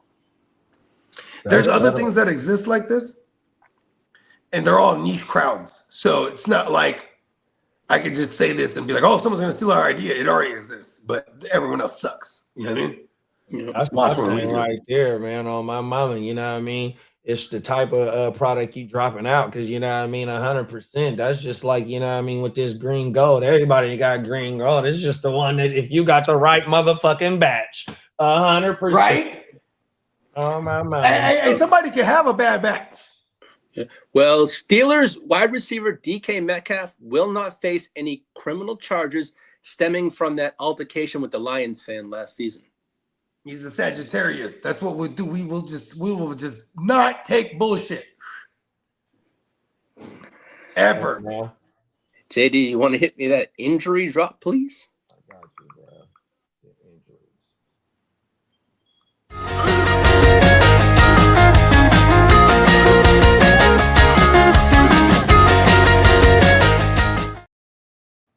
The Kansas City Chiefs plan to lean on the run game and defense early to ease the pressure on Patrick Mahomes' knee. And Mahomes is on track to participate in OTAs. I think they're talking. I think this morning I saw they were talking about before I left the house. They were talking about participation can be easily as just you're standing there like throwing the ball. You know what I mean? Yeah. So they're going to ease him in. He's on track to be ready for week 1. Yep. Yes, sir. What did they didn't get nothing new on offense over there, huh? No, it was 4 minutes. But four guys on defense, and there was like one wide receiver. They try to bolster their offensive line with one of their picks, I think. Yeah. They think they took a guard, right, somewhere. What'd they do at running back? They didn't. Emmett Johnson. They brought in Ken Walker in the offseason. There you go. Oh, that's right. it. So they didn't draft it was Emmett Johnson. Then they drafted the Johnson kid. Pause. Like 6th round or something. There goes Johnson hitting the hole. Whole world. That's how the commentator would sound. Squeezing in. Squeezing right in the hole, Johnson. Whole world. He's ramming it right up the gut. I'm not going to say what I was going to say. We were talking about football, man. I know we are. No, but I was going to say get your mind out of the gutter. First. Get your mind out of the gutter. We were talking about football. I had to think first. I don't usually think before I speak. Yeah, fix that. I'm doing that. What else you got for us here? Well, the Dallas Cowboys signed Caleb Downs to a 4-year, $28.9 fully guaranteed contract. Wow. Fully guaranteed? Fully guaranteed, yep. Who is this? Caleb Downs. Oh, why'd you say the kid? I swear you said the Cowboys, bro. You said Dallas Cowboys. I said Dallas Cowboys. Caleb Downs signed a 4-year. Oh, that's right. They did draft Caleb Downs. Wow, I'm tripping.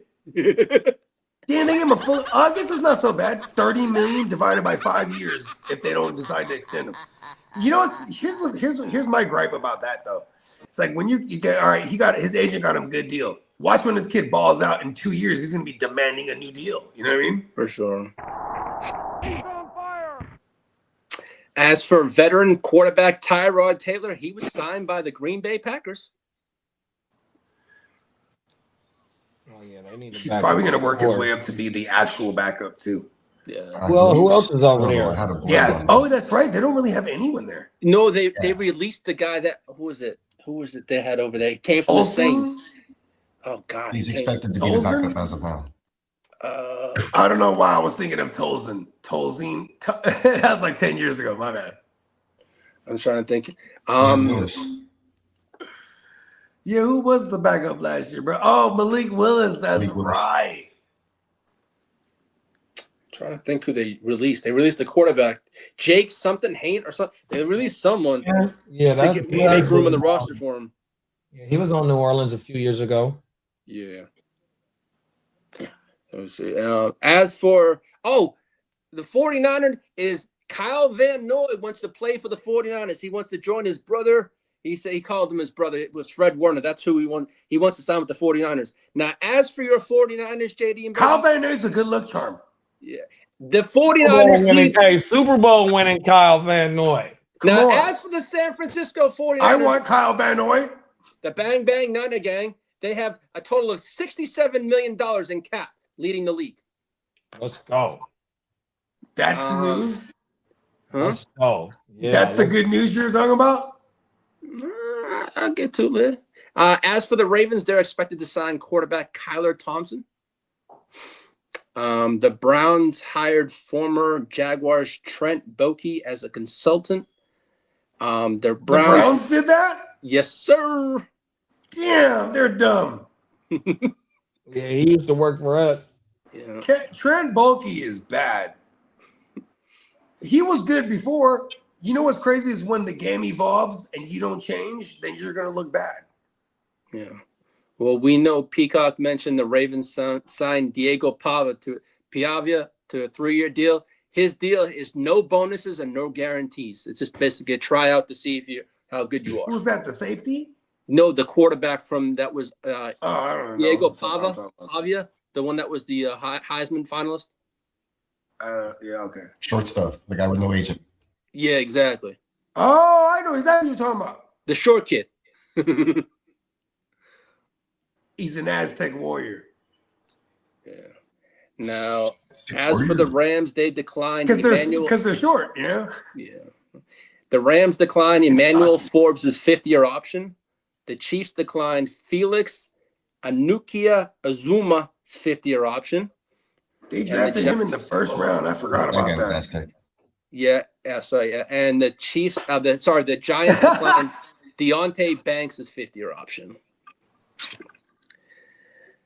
What else we got? As for David Njoku, he's visiting the Chargers today to see what goes on there. I haven't seen anything there. That would be badass. Yeah, it would be nice. Because and I think that would actually hurt someone like Ladd for real, because all the shorter shit, like, you know, Mike McDaniels, we've seen him do it with whatever tight end he got. You know what I mean? Remember before Jonnu, he had like 3 tight ends. Everyone would vulture each other, but it was like you would look at, like, they were putting up tight end 1 production as a group, right? Then they got the Jonnu, like, you know what I mean? He would kill Gadsden for me. Like, honestly, if they get Njoku there, and then he's someone I would target late, like how we were targeting Zach Ertz the last couple of years. You know what I mean? Come on now. We tried trading for him last year, but I think word! He was asking for too much money, but we shall see what happens. But I haven't seen anything just yet. Now, as for several high NFL execs say Jalen Carter could be a future Eagles trade candidate, Philly is bursting at the seams with cap troubles, and that's via The Athletic, sorry. So Philly's hurting for money-wise, and he could be luxury tax. Well, he's looking for $30+ million, and they have about 5 guys making $30 million. When is his 5th year?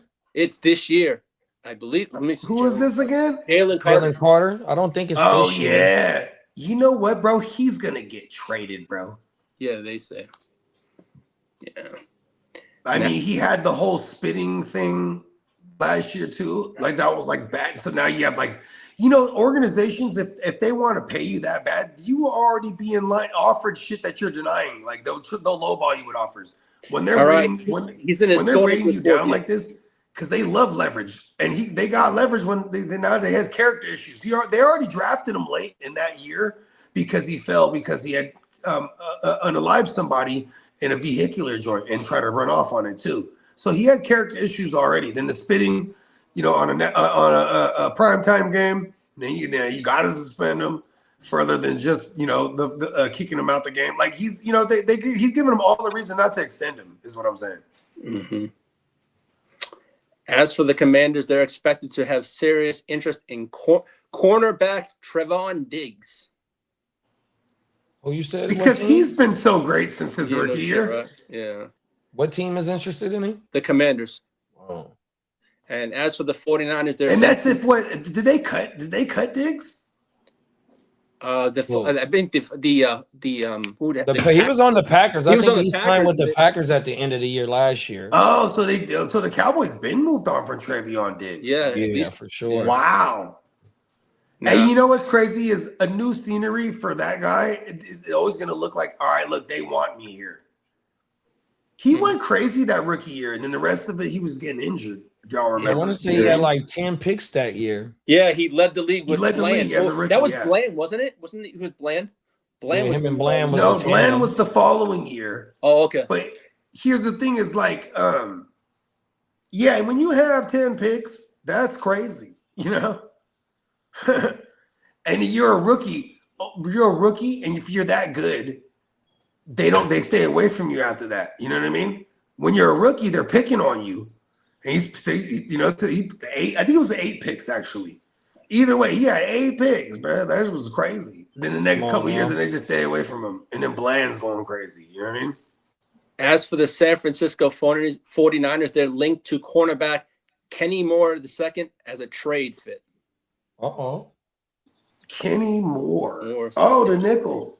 Yep. Yeah, from Indy. That was over at the Colts, yeah. Yeah, he's a bad motherfucker in fantasy. Now, as for Xavier Leggett, he is a potential trade candidate. Well, I mean, you got the cokehead over there. And you also got what was the other brother? They just drafted this year. Brazil. Brazil. Like Brazil about to push somebody. He might even push Coker out. Like, yeah, Leggett is out of there, bro. And the Browns may eventually explore trading Cedric Tillman. Because it's a lot of crowded house over there, too. Yeah, he can't stay on the fucking field for us. Yeah. And you know what's funny is I can see Shanahan trading for Cedric Tillman, bro. Now, as for Isaac Garindo, he may be buried with the 49ers because he may seek a new team and want to be traded because he's on the totem pole. He's on the depth chart. Yeah, somebody that couldn't get on the field, learn the Isaac Garindo. Oh, Garindo. Oh, yeah. I mean, man, that guy too. He had mad opportunity though. Tell me I lied. This is like 2 years ago, as a rookie.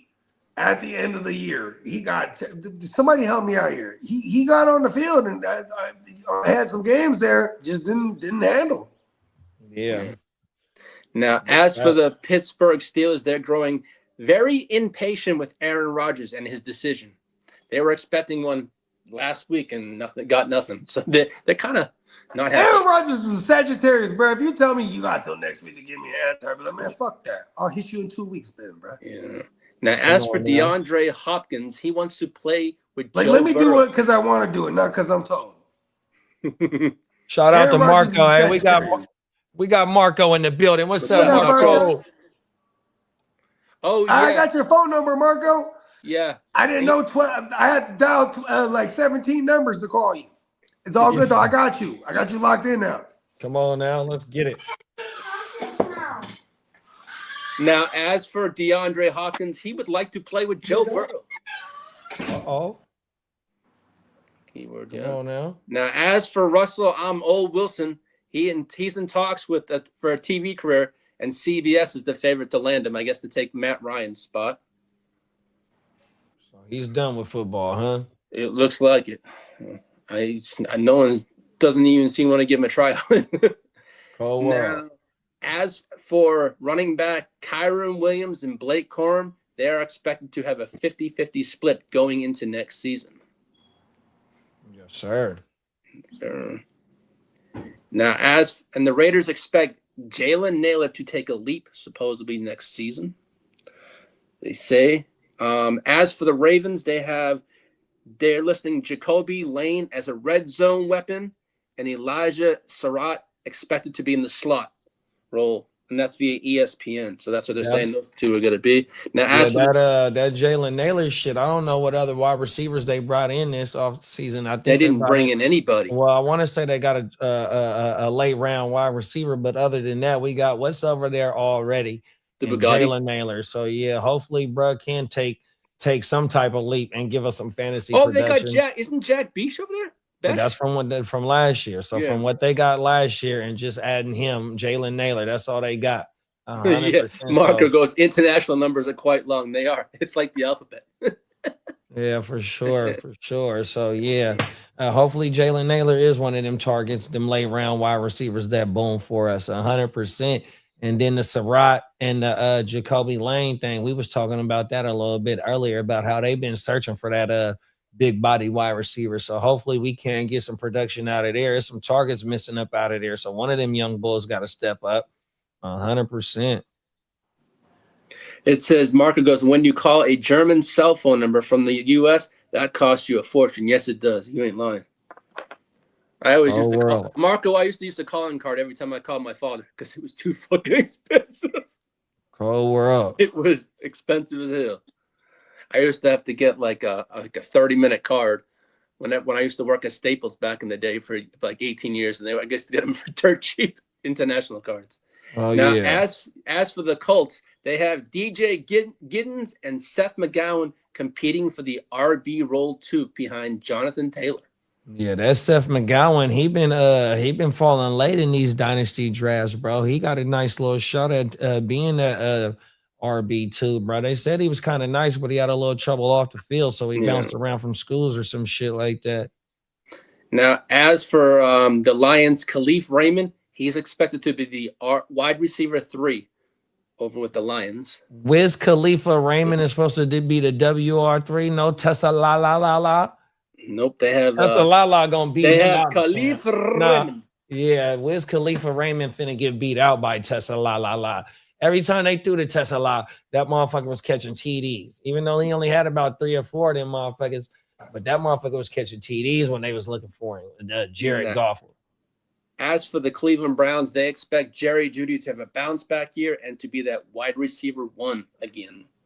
Man, with drafting 2 wide receivers this year, they put that motherfucker up on the block. Yeah, I can see that. Now, as for the Jaguars, they have tight end Nate Burkhardt could boost their run efficiency, and that's via Sports Illustrated.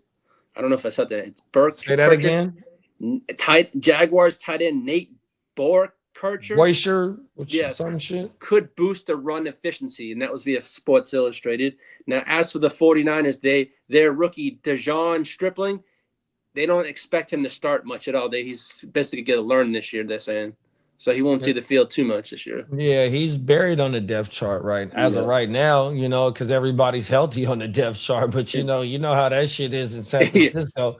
Them motherfuckers be dropping like flies. So as of right now, young bull get to kick back. But shit, man. Hopefully don't nobody drop no fly, and he's thrust in there. Pause. Yeah, well, as for the Tennessee Titans, they're going to be easing rookies into minicamp to prevent injuries. And Brian Daboll said Carnell Tate, in quotes, must earn everything. Hold on. Marco said Mia Khalifa plays football. And then Crooked says, I hate to correct you, Lee, but it's impossible. Raymond currently plays for the Bears. What the hell? All right. Wow. And then Marco said the guy that made the crazy offers for Dean and Winston doesn't need them anymore. He drafted decent IDPs. If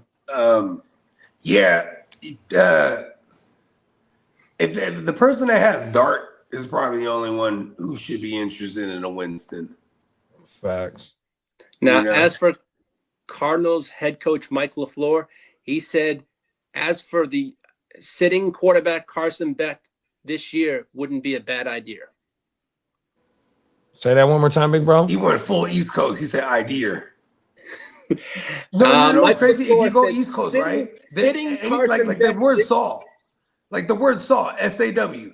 You go East Coast, they say saw. Saw. I saw it. Like they put the like saw is saw, right? They'll put the ER on the sounds, and then the things with a like idea, right? They'll put the ER on it. Cold world. Like idea. No, that's East Coast as fuck. When I was in the East Coast, like, oh shit, I started, you motherfuckers in the hood were talking like that. Like, oh shit, that's crazy. You don't even, they don't notice they do that. So Carson Beck could sit a lot this year and basically learn from Jacoby or whatever happens. Now, as for the Chargers, they feel Brendan Thompson is his best comp is Tyreek Hill / Deshaun Jackson. Those are the best comps to have when you're an outside burner. You ain't lying there. Now, as for the Giants GM, he feels Malachi Fields equals a power forward at wide receiver. Whatever the fuck that. And as for Who Giants, said that? That's the Giants GM that's probably on his way out this week. Oh yeah, Field is it still Gettleman for real? Malachi Fields? No, the GM is this still Gettleman? Joe Sheehan? Schoen, if I'm saying his name right. Oh, Joe Schoen, yeah. Yeah. Yeah, that's right. Gettleman's been out there for a couple years. Hey, Joe Schoen's about to be out there pretty soon too. And you know what? You know what's fucking him up? His partner. There's something to do with his partner. He has something to do with the team too. Okay, Marco mentioned his trade. He said the guy that made the crazy offers for Dean and Winston. We already said that. Huh? We already said that. I think the guy's not interested no more. Yeah, he said I'd like to have Fields, but not for that price, especially when Mahomes is back. Justin Fields is just useless. See, that's the thing too. Is like because the newest blurbs are talking about Mahomes about to be ready. I've been saying this consistently because I've been doing this consistently. Use the blurbs to your advantage. If there's a blurb, like for example, if you felt like you had to move Fields, you got to just move him for whatever you can at that point before a blurb comes out talking about Mahomes is going to be ready for week 1. Because then it just don't matter if that person don't have Mahomes. You know what I mean? Matter of fact, I just bypass all that shit. I go straight to the Mahomes person. Here's Fields, bro. You know what I mean? Let me go get like a third or something. And that sounds crazy. You just work around it. Listen, I'm a trading motherfucker, bro. And listen, it's nothing safe on my team. Yes, we're gonna make it better every time. If I feel like it's gonna make my team better, I'm gonna do that shit. Unless you're drunk on mushrooms and then Titans get you for a first round, and they're like, "Damn it, Titans, you got me! I didn't realize it was the first." Thanks. And then it's not until later. He's like, "We can switch it out," and I go, "Nah, bro. I'm gonna keep it 100, bro. I made the mistake. It's all good. I'm gonna live with it." Now, as for and he's like, "For real? That was in the Gen Sav. Did you see that, JD?" JD. Oh, go ahead. What's that, bro? I'm over here eating some chips. Yeah. The stupid ass trade I accidentally made with Titans. First of all, I make an ill Bogart trade with Titans. Then he doubles back and then he's like, "Hey, you want Jalen Waddle?" I'm like, "Yeah." And I look at it from the outside. Oh, I saw that. So I just open up and take it. Pause. That sounded hella crazy. Anyways, you know when you look at it from the outside when you're on the sleeper, and boom, but there was more to it. But I just see 2 and I'm like, yeah, because I just got the 2. I'm thinking I'm ill. And then it did boom. And then it wasn't until later when somebody hit me. I think about it, my man Eastside. Shout out to Eastside. He was like, "Yeah, bro," because he's a Broncos fan. That's right. He's like, "Man, you paid a first for Waddle?" I did what? He's like, "Yeah, and a 209. And what?" I was like, "Damn." And it was like hella hours later. Well, Chiefs head coach Andy Reid said running back Emmett Johnson. I know, I don't slip like that. I usually catch it if I slip like that immediately. Come on now. It wasn't until later I was celebrating. I was living life. It's all good. I was like, not off the trade I just made, just period. I was doing some other shit. So it wasn't until later. I was like, and then Titans, he's good ass dude. He's like, "Man, I'm gonna swap it back." Man, you already done picked Bailey at the 209. I would have took K-Tron or something. I was like, it's the whole thing now. You know what I mean? Yeah. Chiefs head coach Andy Reid said running back Emmett Johnson has some LaShawn McCoy traits. Of course, because this motherfucker go chase every back that he's had before. That's why he hasn't been able to have a back who's just their own person. Think about that. Well, Andy, read what you just said again. It says Andy Reid, via Andy Reid, Emmett Johnson has some LaShawn McCoy traits. Right? You know what he said about Clyde Edwards-Helaire? He reminds me of Westbrook. Is that his name? Y'all remember him? Oh, yeah, from the Eagles. Yeah, Westbrook. Brian Westbrook, yeah. Right there, thank you. He's Westbrook all over again. Westbrook from the Thunder. Wah, wah. See, this is what I'm saying. But then when he has a Damian Williams or a Kareem Hunt, or like this guy does hit on running backs. You know what I mean? Yeah. Like he be hitting on running backs. But like when he's trying to compare somebody to somebody, I don't like that track record. Nah. That's why he brought in Ken Walker too, because he's like, fuck, let me just bring in somebody that showed and proved it. You know what I mean? And we're gonna pay him. Fuck it. Kevin Johnson, what y'all think? Is it y'all okay? Let me ask y'all this. Is it a 2-back system? Where at? Kansas City? Yeah. I That's think what so. we're talking about. It shouldn't be. It's definitely going to be a 2-back system. Yeah. Because it's been, It's always been that way. But then you do have Eric Bieniemy, where it's like it's gonna be like majority 1 back, because Eric Bieniemy's back. In his absence, it was the Trubuskys over there, and then there was definitely it's been 2 backs the last. And you know what's crazy? Because they won 2 Super Bowls like that too. You know what I mean? Actually, bro, they did win a Super Bowl. I'm sorry, let me retract what I said. They usually do feed 1 guy, but I'm still thinking about Kareem Hunt, because when they did win the Super Bowl finally with Eric Bieniemy as the OC, they had a plethora of running backs right? It was Damian Williams, Darrell Williams, fucking whoever the fuck. Then they went back to it, lost to Tampa Bay. They had Lev Bell, Clyde Edwards-Helaire, and fucking Shady McCoy. And that was still Eric Bieniemy. So yeah, it might be annoying. JD said it without even thinking about it. He's like, it's gonna be 2 backs. Dan, so how do we feel about Ken Walker? Because people they're picking him up like 3rd, 4th round and single QBs. You know what I mean? 3rd round for sure. Yeah, you better go try and get Emmett Johnson. I've got him in quite a few leagues already. Ken Walker's not the healthiest too, bro. Come on now. So it would be smart to make sure you acquire a K Johnson. If I said just acquire a Johnson, that would have sounded crazy. Yeah. K Johnson. Is it K Johnson? It's Emmett Johnson. E Johnson. I was totally E off. Johnson, yeah. It's several letters away. Yeah. Well, as for the Panthers, they're discussing a long-term deal with Bryce Young. What does that discussion sound like? I don't know. I don't know. I'm not in those meetings. I don't know. But hey, we'll see what they do if it's a short extension. But who knows? But right, they're gonna talk. As for Dolphins linebacker Jordan Brooks, he threw a short joke at him. I see you. Never mind. Now you didn't catch it. Go ahead. As for Dolphins linebacker Jordan Brooks, he's seeking a raise, or he's seeking more money. The Texans have not engaged in serious extension talks, pause with C.J. Stroud just yet. But I did see that their owner came out and said that they are behind him, that he will get that contract in time. As for the Eagles, they're dealing with a lot of cap pressure per league sources and the Athletics. So that's why the Jalen Carter shit came up. As for the Buffalo Bills, they're submitting. Hold on, real quick. Yes, sir. The Jalen Carter shit. You know what's fucking him up? They told him last year when they paid Jordan Davis. Yep.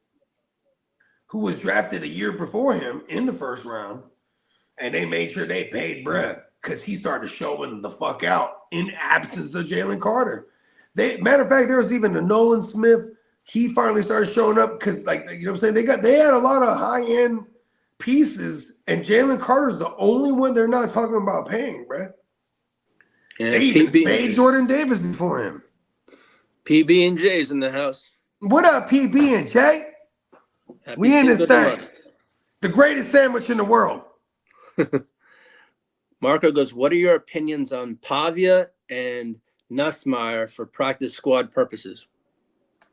It's so sad because our man Marco here, he needs quarterbacks so bad in this dynasty league. That, like, he's asking us questions about these guys, but you need people to die for a Nussmeier, like 2 people. Yeah. Like you need Mahomes to like die again, and then Fields die shortly after, and then Nuss, right?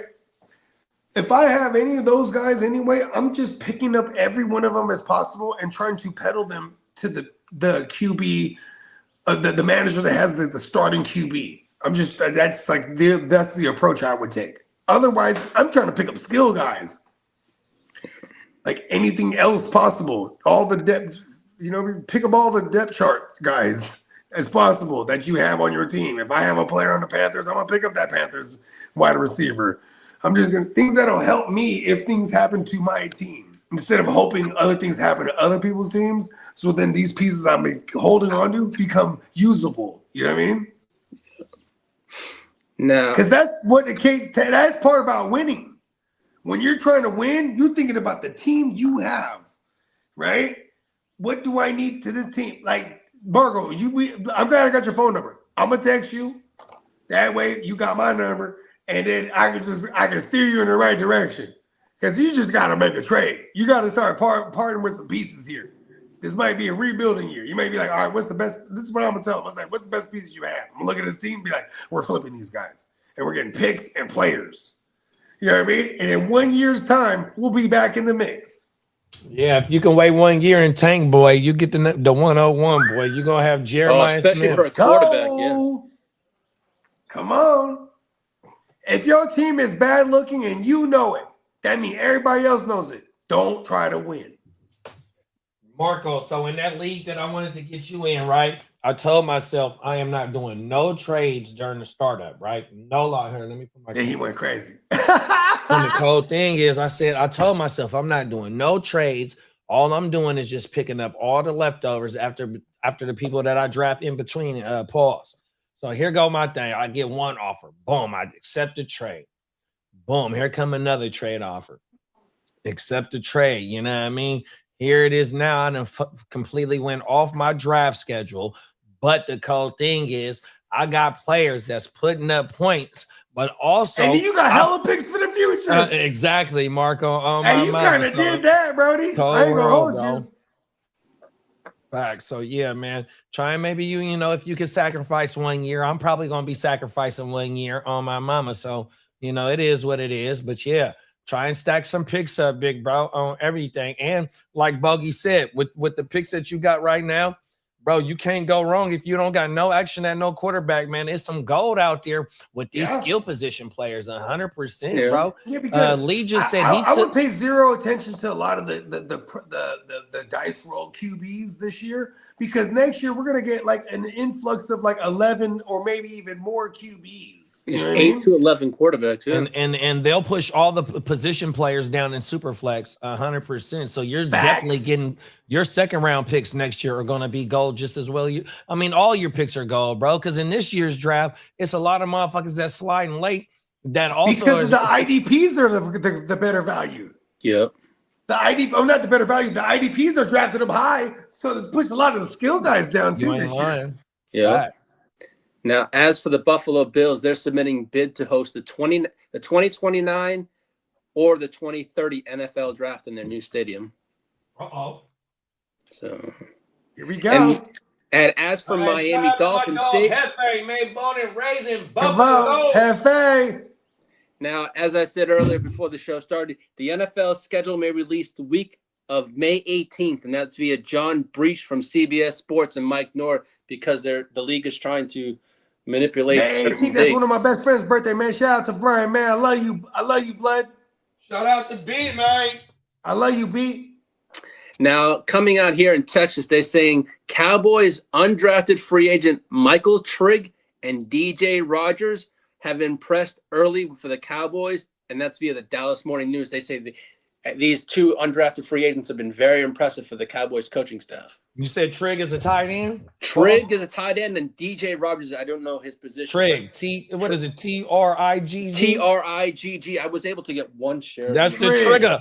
That's he's the trigger man, bro. Come on now, we got a trigger man in the league, Trigger man.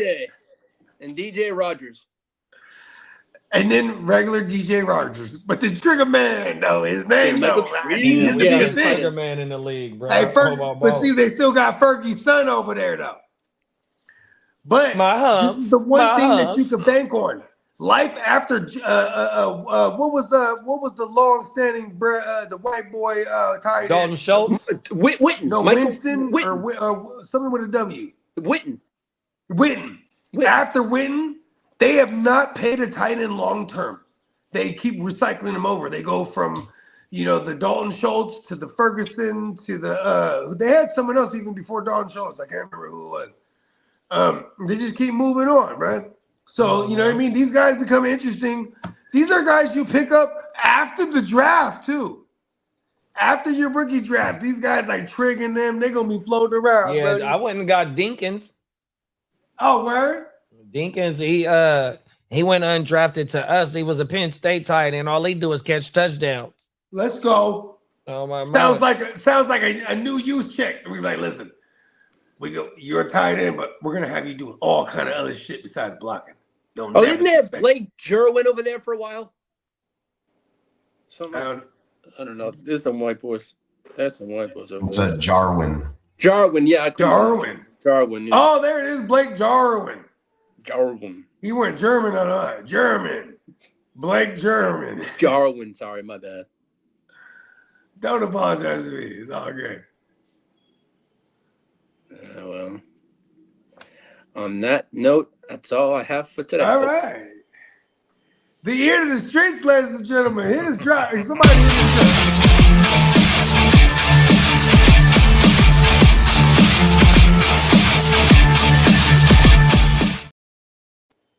PB&J said Shoemaker.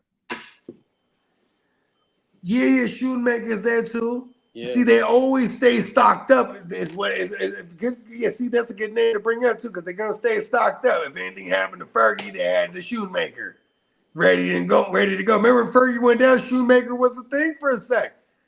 Yep. And here's another thing. Here's a fun fact, Dak stat. Is Dak in his career the second actually the most targeted. Oh, I'm sorry. The stat is the second most targeted. And hold on, let's count how many. 16, 17, 18, 19, 20, 21, 22, 23, 24, 25. We're going to 26. So out of 10 Dak seasons, 8 out of those 10 seasons, the most targeted position is the tight end. Oh, I'm sorry, the second most targeted. So no matter who it is, he's going from looking at the number one option receiver, and he goes right to the tight end. Dak has 8 out of his 10 seasons where the highest targeted position, second to the receiver, is the tight end every time. But it's at a high volume. Dak just plays it safe. All right. Well, it just came out. The reason why Aaron Rodgers hasn't signed, it's financially related. He wants some more money. It's about money. Give me more money. I took your franchise to the playoffs. And that, first time I was there. I just woke up, went to the Steelers, took y'all to the playoffs, bro. Give me the bag. And that motherfucking tender they put on him to pause, it was a 10% increase or a 15% increase in his pay if he comes back and signs with him. So what's now 15% on 10 million guaranteed, right? Or I guess it was 13 million was his contract or something like that, but it was the 10 guaranteed, like he has stated on the McAfee show, right? So even if you just go whatever percentage upwards, he's like, no, I need double that. Come on now. You know what I mean? Like, it's a 1 year thing. Here's the thing. Why isn't Aaron Rodgers? Aaron Rodgers, his time in Green Bay fucked him up his one last year there. Because then he goes to the Jets. He gets all the big money. But then his time with the Jets is dictating what people are willing to pay him right now. You know what I mean? Now, he got that team into the playoffs. He's not incorrect here. Now, you have to give me 40 guaranteed 1 year. Have you seen the rumor floating around that he might be trying to get to Arizona? Arizona, I saw that. Okay. All right. I thought of this a lot. Aaron Rodgers, if he retires right now, we will remember his last plays. He threw a pick 6 or something like that, right? Or a pick. He threw a pick at the motherfucking the Texans in the playoffs. I was going to say my last memory of him is throwing a pick 6 versus the Texans in the playoffs last year. There it is. So I had it correct. Thank you. I don't think Aaron Rodgers, the Arizona thing, it's because he was an MVP multiple times with brother, Matt LaFleur. Mike LaFleur's over there in Arizona. He goes over there. I just feel like Aaron Rodgers will never go there because he will refuse to be like, this is the last thing they thought of me as a Arizona Cardinal. He tried to do Brett Favre going to the Jets. Now you're going to try to do Kurt Warner? Is that what you're trying to do now, bro? I don't know. He's a Sagittarius, so I feel like he's going to carve his own path. Like, the Steelers to me is still the most logical thing that Aaron Rodgers will do. He goes to the Cardinals. How bad is that team for real, Brad? Scanning. That defense is like decent, no offensive line. Like, this guy's not going to go there, man. He's going to go there and have to teach everyone. Cold world. At least with Mike McCarthy there with the Steelers now, it could be something he could just walk onto again. You know what I mean? Just the same way he walked on with Arthur Smith, like we said it last year. Remember that, JD? No, me and you did not falter. Like, he's going to Steelers because systematically, who took over for Matt LaFleur in Tennessee after he left to Green Bay? It was Arthur Smith, and he just adopted the same system. So I knew it when Arthur Smith was there. I was like, Aaron Rodgers is going to go there. Damn. Netflix just gave Dave Portnoy 8 figures for 3 podcasts. Damn. That's wild. I don't even know who that is, bro. The guy that owns Barstool Sports. Oh, word. Yeah, that's a really cool documentary. Is it a podcast? That's cool. Yeah, they gave him. This guy is amazing. Podcast. That guy is amazing. He revolutionized the content world. That guy is responsible for destroying ESPN at what it is now. ESPN had to rebuild the most because they couldn't compete with Barstool. This is a fact. Suscríbete a mi canal de YouTube, dale like y activa las notificaciones.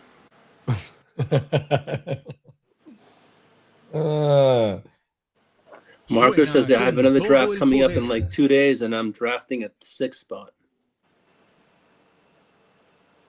Oh yeah, is it a super flex?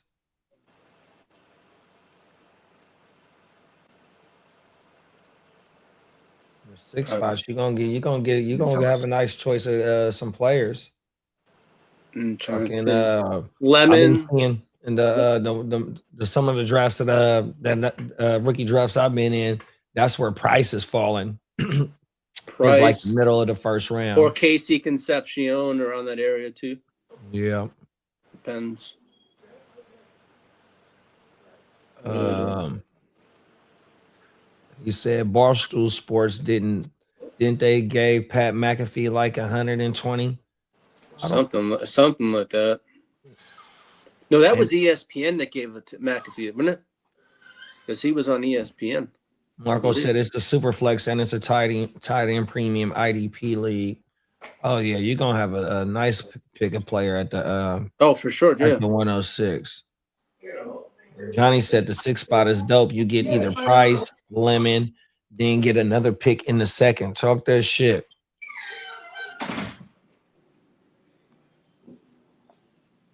Yeah, that Sean Mannion offense should look a whole lot different in Philly, bro.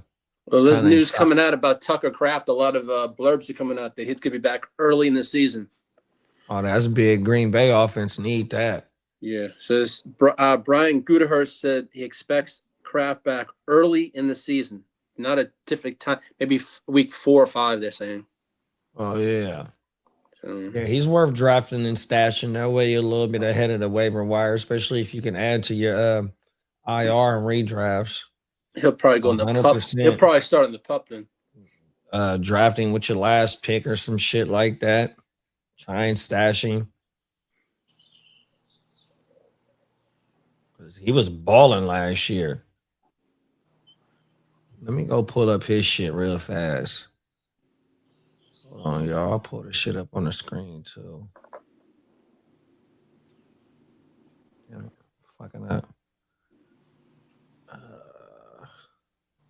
Here we go.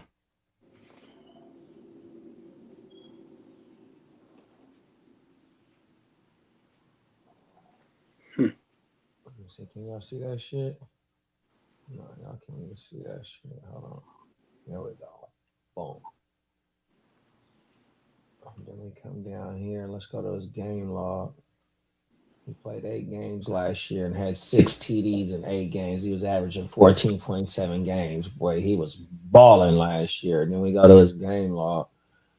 9.9 week 1, 24.4 week 2, number 1 tight end, 5.9 week 3, 10.6 week 4, week 6, another 12, week 7, 16.8, 33.3 in week 8. He had 2 tight end, 1 finishes, 147 receiving yards in week 8, 124 in week 2. 2 and went on 3. He had 3 straight games with a touchdown, and in week 8 it was 2 TDs. That's why he had the 33 points. Yeah, Buddy was going crazy last year. Receptions.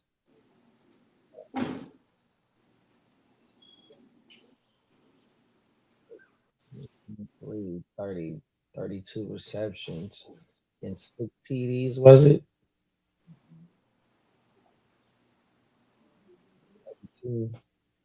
32 and 6. Wow. He was. Oh, it doesn't have his total percentage. How he's when he scored his TDs. I love how they do that. But it's a lot though. Buddy was going crazy. Shout out to Tucker Craft. Marco said I got Concepcion at the 7th. Price was already gone. Yeah, Price been going pretty early. Well, middle of the first. Excuse me. PB and J said Musgrave hasn't just developed like I had hoped. Oh yeah, I forgot about Musgrave. Yeah, he's the other one over there. Yeah, they offense a whole lot better when Tucker Craft was out. Because it basically runs through him, or it did last year before he got hurt. Yeah, because Watson wasn't on the field when Tucker was there. I think Watson didn't come back here. Let me pull Watson's shit up. I'll share the screen. Let's go to Watson's shit because Watson had a good run towards the end of the year too. And Watson is the one that I'm targeting in that offense. Damn it. I pulled up Logan Thomas.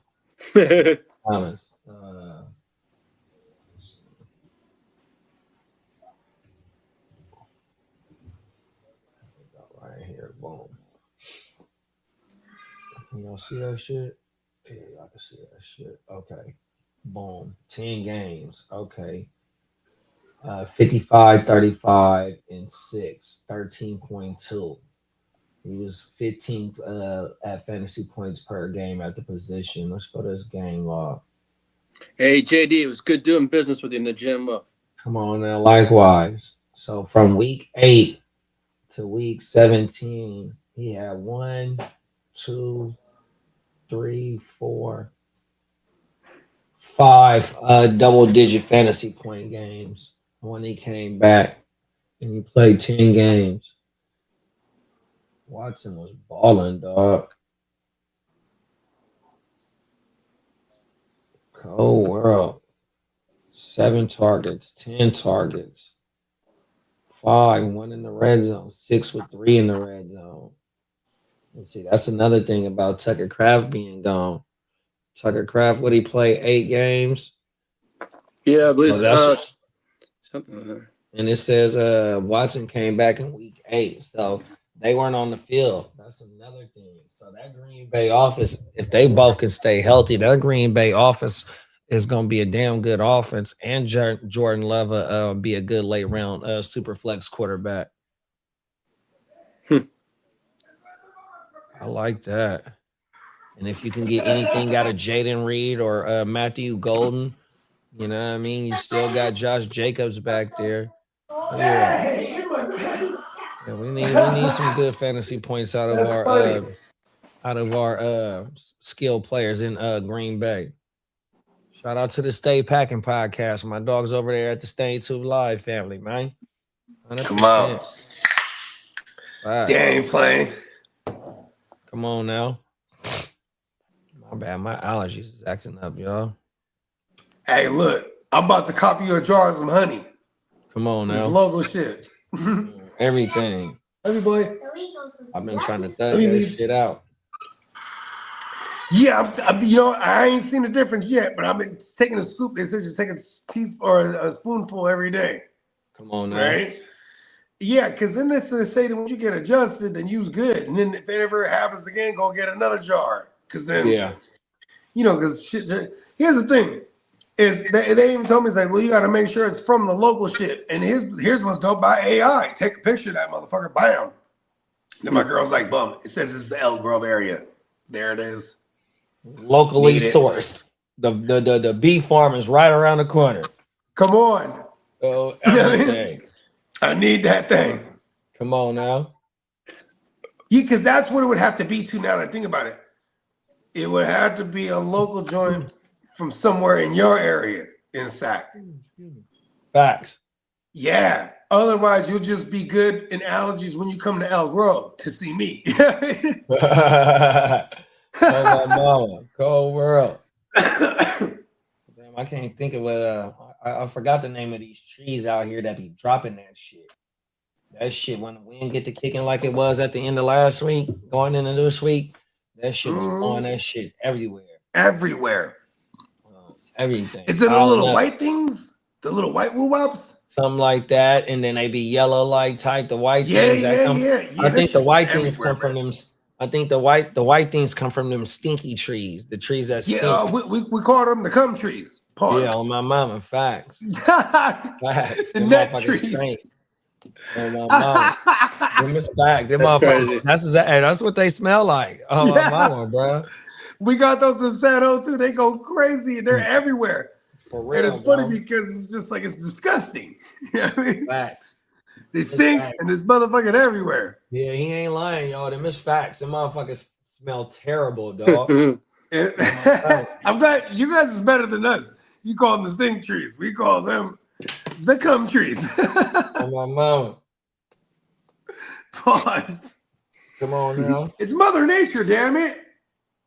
Them motherfuckers. That lets you know that spring is here because they some of the first shit that bloom. Yeah, and then they blow all over this motherfucker too. Facts. And they just everywhere than a bitch. Facts. Yeah, I know. And we're in May. You know what crazy? It rained yesterday. Oh, everything. I'm like, damn, this is May. I'm in the valley. That shit was coming down last night. It sure the fuck was. I was like, what is this? Is crazy. This is the world is something's different, bro. Kev used to make a joke when I first moved out. He's like, man, you brought the Bay Area weather out here. I was like, that's what everyone tells me. Because when I came out here, it's just raining and shit.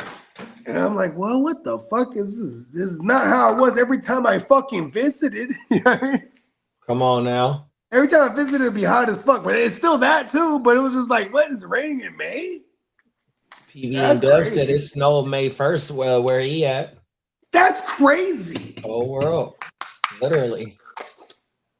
That is crazy. Because that's like we're, the earth is like different in the space wherever we're at now. Yeah, it could be like on inches, bro. Like we had pivoted some inches or something. Or like, like they say the moon moves like a couple centimeters every year away from us.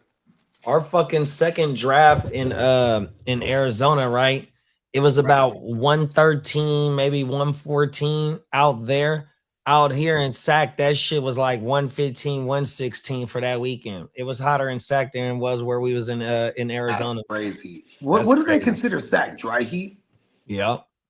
Wow. So it's even because obviously Arizona, Nevada, that's where you're gonna get dry heat. There's little less humidity is what I'm saying. Facts.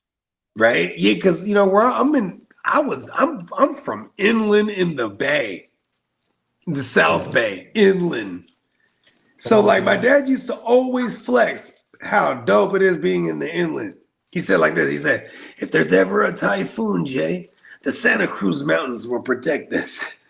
If there's ever," he said, it won't get too hot, it won't get too cold, because of where we're at. But he said, if there's ever an earthquake, though, we're fucked. You know what I mean? Because we're right on the San Andreas, like all of us, this motherfucker. You know what I mean? When this shit happened in 89, what part of Santa did it fuck anything up? It did. I'm in the east side, bro. I remember my older sister, she's 9 years older than me. So in 1989, that makes me 5 years old. Yeah, no, I was about to turn 5 because this happened in October. I'm in October, baby. Yep. I hella remember my sister running us out, and we're in a townhouse complex, and I just remember the ground. Like, so we ran out. There's like a big old grass area and trees. She ran us out because that's how they taught you back in the days: stand in a doorway or run under a tree. Yep. Stupid people. Or get under your desk. That's how they taught us. Because we used to have earthquake. We used to have earthquake drills at school. Because I was 8 years old or 9 years old when it happened. And so we used to have earthquake drills, just like fire drills, damn near every month at school. Facts, us too. You used to have to buy the in the beginning of the year, you pay $5, and then you'll have like an earthquake drill pack of food, right? Then at the end of the year, if you had no earthquakes, you could eat that pack. It was cool. It was like a cool thing. They didn't have that when I was in school. Oh my mom, whole world. I was in the desert of the 90s now. Well, because look at life after 89 was different, bro. The roads were different. Like I grew up a skater. I remember skating on fucking the sidewalks, and just remember the old sidewalks where it'd be like not just one line, it'd be like a split into 4. Like look at the sidewalk where you could play hopscotch and shit like that. Yeah. On my mouth. So they stopped doing that after 89 because every time you go you skating around, you gotta know the neighborhood because there'd be little blocks that's lifted to this area. The whole shit was fucked up everywhere. That shit was different. You know what I mean? You seen all the damage on everything from after the 89. We had new freeways and shit. Or new the little high-rise woo-wops. Remember that? Because them shits went down, B. It was the motherfucking the Giants and the A's. And you can imagine that. You had 2 Bay Area teams in this motherfucking World Series, and it's a goddamn crazy earthquake. Right. Facts. Damn, I just thought of that part. PB and Dub said Ring on Fire. Or Ring of Fire. Yeah, the Ring of Fire. That's right. The San Andreas fault. All the different fault lines make a crazy woo-wopolis. Yeah, Marco, but see, that's the thing too. And why is Cali so expensive then? Right. And Marco said life was much easier back in the 90s. It sure was. You know why too? Because nobody knew what you were doing. You get what I'm saying? Listen to the magnitude of this. When I was a kid in the 90s, I could just move elusive. No one knows what I'm doing or where I'm at unless you're with me. This is the 90s. Now we live in a day and age, everybody and their mama is telegraphing every move they're doing. Cold world. They be, hey, look at me on Instagram. I'm doing this right now as we speak, right? I'm on YouTube right now. Hey, I'm on YouTube right now live. You know what'd be federal? A motherfucker on live like we doing right now, but he got his meta glasses on going live. Right? He just in the world. That's us in Vegas, actually. A few times. He's on live going live with the metas going live. Hey, Bo's about to have a pair of metas in Vegas. You motherfucking right. The Chicago Bears have reached out to the Giants about Kevion Thibodeau. Uh-oh. Wow. PB and Dub said the Ring of Fire goes from Japan, Alaska coast down to LA. Cold world. Yeah, that's the whole Pacific woo-wop, bruh. Yeah, that's like them other countries. That's like them other countries though that be where them tsunamis. That's all that is an earthquake. But you know what I mean? And but it's happening in the ocean. That shit is crazy. And then you know what else they say? So it's just like this one little fish that you barely see. But if you see that motherfucker, or you start to see dead ones of that motherfucker, that means something like that is finna happen. It's an ugly ass fish that go hella far down. But if you see that bitch at top, if it's dead or if it's swimming around, that means it's something like that finna happen. Shit. I've seen that before. Hey, I mean, this is kind of random, but I've been going down the rabbit hole, different animals, right? Like the motherfucking, bro, these falcons are crazy fast. You ever went down the rabbit hole to falcons? Mm-mm. Bro, these motherfuckers, look, I think his AKA is the missile falcon, right? This motherfucker's the fastest creature, fastest thing on the planet, natural. This motherfucker goes 240 miles an hour, bro. Damn. Oh, wow. He goes up hella high, and then, you know, he flying, then he do one of these, and he just dives at the op. That's how he kills. Oh, wow. There's other bigger fuckers too. Bigger falcons, they go like 180 and shit like that. This fucker goes 240. Oh, yeah. Crazy, he got that motherfucking LS7 in his motherfucking wings. He has like the LS10 or something, bro. Hey, look, my dad, motherfucker, man. CTSV, the first pushing one. 240. That's crazy. 240, Brody. You could probably find him on the short because I watched like a million. I believe it. I believe it on my mind. This motherfucker just. Marco said that's what I used to post stuff on Facebook, like I just farted or looked decent or took a decent dump. Just posting stuff on. Is that why he ain't been on Facebook? Hey, Facebook banned him up. They banned him for like a month. They're like, enough with the feces post. Oh, world. Hey, look, bro. That I ain't gonna lie to you. That's the first thing the doctor asks you is how your poo looks when you get older too. Like you're supposed to look at it apparently. Facts. You know what I mean? Because it'll tell you everything that's going on inside you. You're like, oh shit. Literally. But that's the thing too. Yeah, I mean, I'm probably on Cinco de Mayo getting turned up early in the morning. Now we're in the afternoon. I'm probably the wrong one to say, you know what I mean? Take care of your healthies, right? But yeah, that's something I've been consciously doing. Like, look, I started doing the black seed. I've been on 2 weeks now of the black seed oil. This motherfucker suppresses your hunger, bro. Oh, wow. It cleans you out, then it suppresses your hunger. And I'm smoking hella weed. I have to remind myself to eat. Now I was kind of like bulking up for a second there. Now I'm Bruce Lee cut. Because I'm still exercising. I'm like, whoa, this is crazy. I have to like eat. Like, I have to eat because I'm not hungry. Yeah. That's the thing. Yeah. He's talking to you? Yeah, he's talking all about me. Stop talking about it. Okay, what draft we got going on? I know we got the international.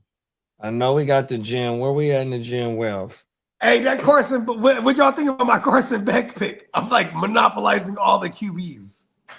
What league you get him in? In the international. Oh yeah, talk that shit. Yeah, I have Burrow, Goff. Then I took Shador and Danny Dumbass. Then I took Tua at one point, and I took Carson Beck. And it's because, Emil, if you're watching this, you are not safe with Brissett as your two. Oh, I have a whole menu for you now. I want to say it's a few teams with only two quarterbacks. It's all good. That's why I'm grabbing up a gang of them. Oh my mama, fact. Might as well monopolize something. Yeah, whoever got Brock Purdy in that league, you better come tap in. I got Mac. Oh, you Jones. got the Mac? Yeah, I got Mac. Damn it. You beat me to the Mac. Cold world. Yeah, he was gone about 2 rounds ago by JD. You know what's funny is like I told like this song goes, we were talking about this league. I go, shit, who has Brock? He goes, I do. I go, damn, you have Brock in every league, bro. Back. Oh, Song. I go, that's why you had a bad year last year. Song had him. Song got him. Song has him in every league. I'm like, bro, listen. I I just got a first round pickup out of song too, so he gonna have to come tap in. He's gonna have to get players to get. Uh-oh. He's gonna end up giving you the Brock. Like, right. So E-Rock's on the clock over in the international. Oh, E-Rock is okay. Shout out to E-Rock. I did tag him though because I took my pick. E-Rock like to do business. He been trading a lot in this startup. Yeah, he been bouncing all around the board. I made 2 trades, and I made them back to back in the same round because I knew the value of those future picks at that point were going to hit way harder than I waited later. You know, one of my signature maneuvers is using a future first, especially in these 20 with the way people view the 27s. I'm gonna buy me another first. I'm gonna get in there with, and I'll dress it up with some extra picks, whatever the fuck. This one, I just waited because I was in the middle too. Being in the middle, you just let everything fall to you. You know what I mean? Come on out. I'm the same way when I'm on the outsides. Like when I'm closer to the bookends, like I go, oh fuck, I might have to wait 20-something picks, bro. I need to make a move. When you're in the middle, you're like, I only have to wait 12 picks, or I only have to wait 10 picks, or you know what I mean? I don't know why I always consciously would pick the back. I just be on the back. I won the 100-yard dash, so I picked the 110. Right? Because we like, especially in a third round reversal, it's almost optimal. First of all, this ain't no third round reversal right here. Yeah, this one's regular traditional snake. Yeah. I loved being in the middle. It's like, let's go. I'm unaffected either way, even if it was a third round reverse. Come on now. Right? Brandon said the Texans is going 20-0 this year. Shout out to Brandon. Let's go. They're getting ready for the 18-week season. They're gonna win. They're gonna win in their bye week this year. Let's go. Come on, man. I'm an honorary Texas fan because the Meeks, man. Bro, see, no one even talks about that thumbprint of Shanahan. Like his defensive coordinators got gigs. You know what I mean? Facts. All right, so Steamboat's on the clock over in the DGen. Let's go. So that's done. 20-0 gonna be the score of every game. Talk that shit. Eso es todo por hoy. Okay, I'm gonna say this right now. If the Houston Texans offense can just get like one more notch better, 2 more notches better, right? Very dangerous now. Because teams don't beat them teams don't put 40 on them. Teams don't barely put 30 on them. Oh, there's a blurb about Breece Hall. The Jets are in the ballpark for a 4-year, $60 million with $38 million guaranteed for Breece. Get your money, man. Let's go. Keep him in New York with all them weapons they just added. That's the ballpark that they're at, but there's not. That's what they've been floating around. So we shall see. Oh, excuse me, my bad, Joe. Yeah, Breece Hall. Yeah, he's a guy, man. It is gonna be fun to see them because this is like a cool story. This is the junior story. We got Rodgers. He's the story. Geno's the junior story. Him returning to the Jets and they're like Aaron Glenn ain't trying to build for no future as when it comes to his job. He's trying to win now to keep his job. For real though, they're not just like, all right, we're gonna build for the future for me to get fired and have someone come in with all these draft picks and shit. He's trying to win, so it is gonna be fun to watch them because they might rattle off like 6 or 7 wins here as a floor. You know what I mean? I mean, they have competency at QB again. I mean, they were a 6-7 win team with Rodgers. You know what I mean? And Geno definitely played behind the worst offensive line ever in like the last 10 years history. For real. So, with the Raiders, I mean. Yeah. And that's why the Raiders is so exciting this year because, bro, they just did anything to that offensive line, they're going to be better. You know what I mean? Brandon said the Jets really be paying the ransom to the hostage. They really do. I know, bro. That's how we can get it back, huh? Hey, that's sad though. Somebody hold Gino hostage, bro. You just be like, all right, fuck it. Yeah. He ain't lying there. Oh, wow. He's getting a decent bag. I think they traded for him, so he's getting that same bag. They're completing the bag that the Raiders offered him. Because the Raiders offered him a bag being like a guy who got a team into the playoffs. You know what I mean? And it was what was his name? Pete Carroll was there, so he made sure. Crazy old man Pete.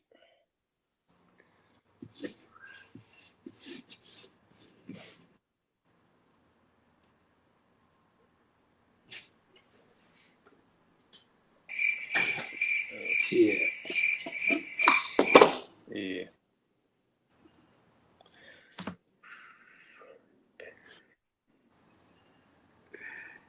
Yeah, you know what? But shit, we can close this thing out. Yeah, you it's know what I mean? Yeah. Let's go ahead and hold on, Lee. I got this, man. We can go ahead and close this thing out. You know what I mean? DRPCogmerch.com. We got a Cinco De Mayo sale, I think is what it was. I saw. But we also got and please do utilize the current sale. But we do got a big sale. If you missed this one out, it's coming up at the end of the month. Should be up to 40% or 35% again off the entire site. Plus, not to mention $13 tees, if not $14 tees, which is just a hell of a deal. So you know what I mean? I'm definitely waiting for that because I'm gonna stock up again my damn self. You know what I mean? What's today? Tuesday? Yeah. Tuesday. Yeah, we'll be back Friday. You know what I mean? Wake your game up. You already know what time it is. Hell yeah. Let's go. I like it. I was right, Peacock? We got the sale today? Or there's a current 20% sale? off. 20% off. 20%? Oh, that's a whopper. 20% off right now. Use the code UNLOCK20 at checkout. That'll be good to the 7th. So for another 3 days. Let's go. There you go. Make sure you check out the draft party shirts, Vegas shirts. There's plenty of new Spurs gear up there. You guys are into that. A couple of draft things. What round is it in? The Spurs are in it right now, huh? I mean, like they're like second round. Last time. Oh. Yeah, it was a 2-point game. They took the 3 to win it, and it didn't go in. So living on the margins, I'm okay with that. What is this, game 3 now? Coming up? No, that was the first game. Oh, that was the first game? Oh. First game of the second series. It's crazy seeing the Spurs. Like, you know what I mean? Like, the Spurs are a name right now again. As they've always been, actually. But yeah, let's get up out of here. I was about to take us on another 10-minute fucking rabbit hole. Okay. Appreciate everybody. We'll catch you on the next one. See us again on Friday. Yeah.